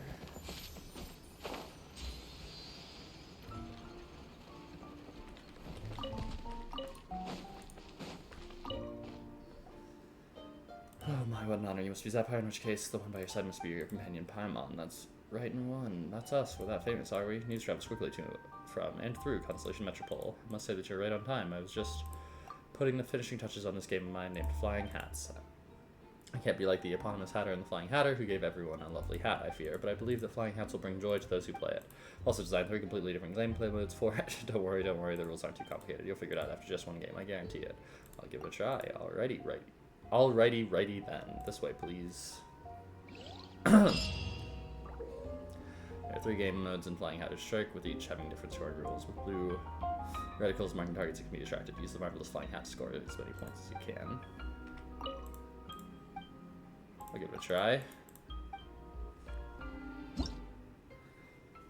Plus 60, plus 30, minus 50. Flying Hats can attract up to 1 toy figure at once, continually attract toy figures within the allotted time to build up your combo. The higher your combo, the more points you'll get each time you attract a toy figure. Attracting explosive barrels or failing to attracting toy figures will zero out your combo. Attracting explosive barrels will also hit points on your score.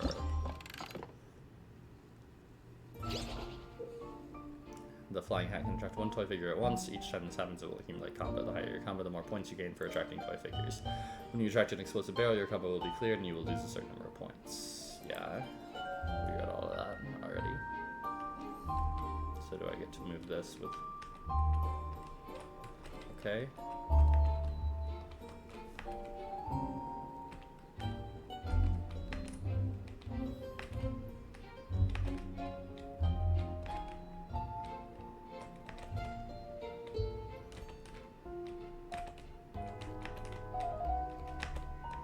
Huh?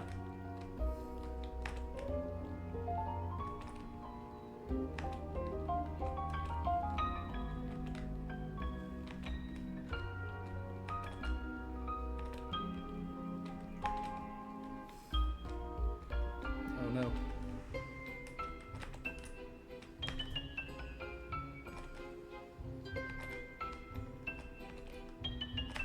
Huh?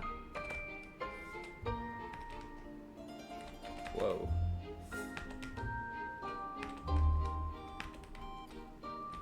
Oh, shoot. Really messed up there.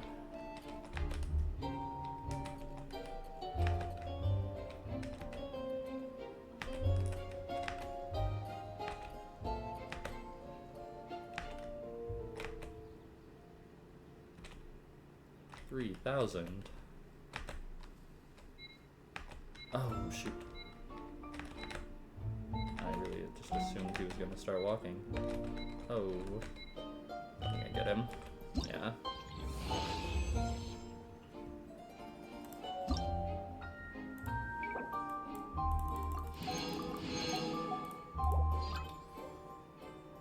Four toy figures at once. The same clothes, you'll learn different amounts of bonus points. You have 15 chances. After all attempts have been used, the game will end. The more toy figures the same clothes you attract at once, the more bonus points you'll earn. You can't get. Many explosive barrels.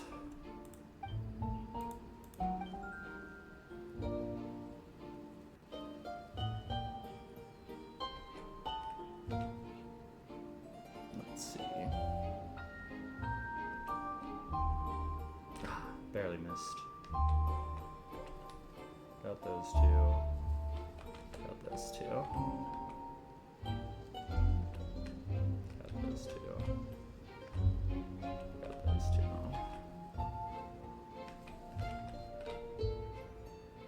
Got all three of those. These are all gonna walk over here. Got those two. How is this gonna work out? It's up here. Got those. Got all four of those. And let's see how this one's gonna work. Uh-oh. Okay. No. Got him.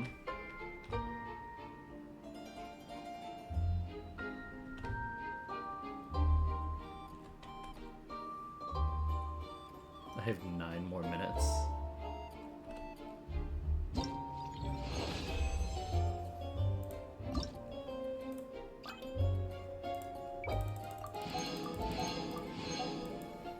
$4,000. The clothes of the toy figure will be briefly displayed before they and the items will be covered by gift boxes. During each round, after attracting all the toy figures with the same clothes, you will earn a certain amount of points. When all the toy figures with the same clothes have been attracted, you will earn bonus points for each gift box on the board. Every stage will have 4 rounds in total. When each begins, the clothes of the toy figures will be briefly displayed before they and the items will be covered by gift boxes. After you have attracted all the toy figures in each round, you will gain a certain amount of bonus points. Each extra bonus points for each gift box that is present still on the field. If you have not completed the objectives when the timer runs out, you will not gain any bonus points and instead move on to the next round. Okay.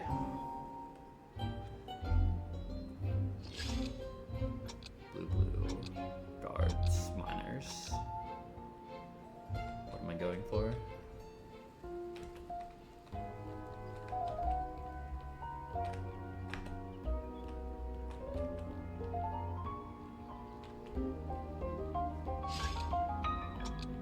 Okay. Do I need to do them in a specific order or anything? I don't know. I'm going with no. Wait. 4. Shoot, did I miss something? I thought all 3 of those were okay.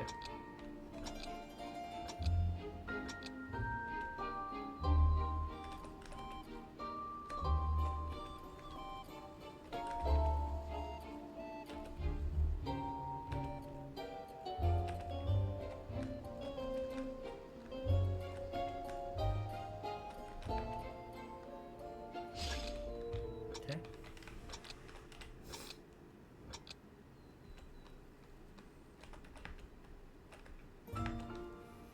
I don't know what's supposed to be difficult about this. I'm a bit confused.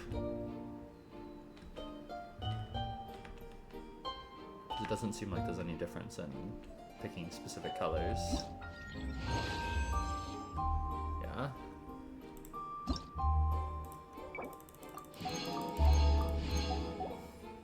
Cool. Okay.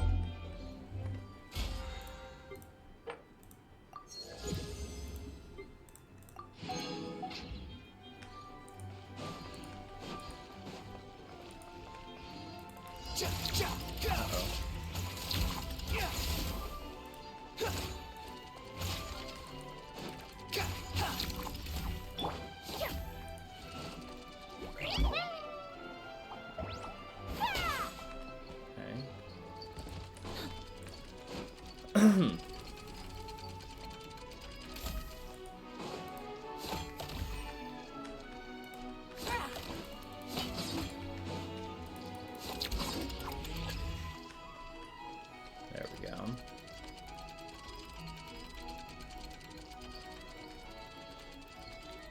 It's so sturdy. Almost got into trouble there. Wow! I've never seen half the stuff in here before. already with 4 hours. I think that's all that I'll spend my time on right now. The wind rises. Oh, what's this?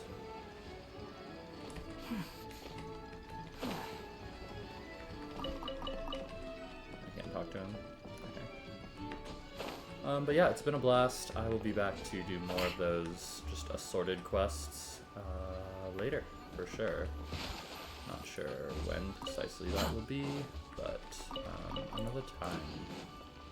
Thank you for watching. It's been a blast. Hopefully you enjoyed this if you were watching this on YouTube, or if you were watching this on Twitch. But yeah, if you're a YouTube viewer, come watch me on Twitch. I stream fairly regularly every update, for those first few weeks at least. So it's been a blast. Have a good one, and Squall and Fury. See you all next time. Oh goodness.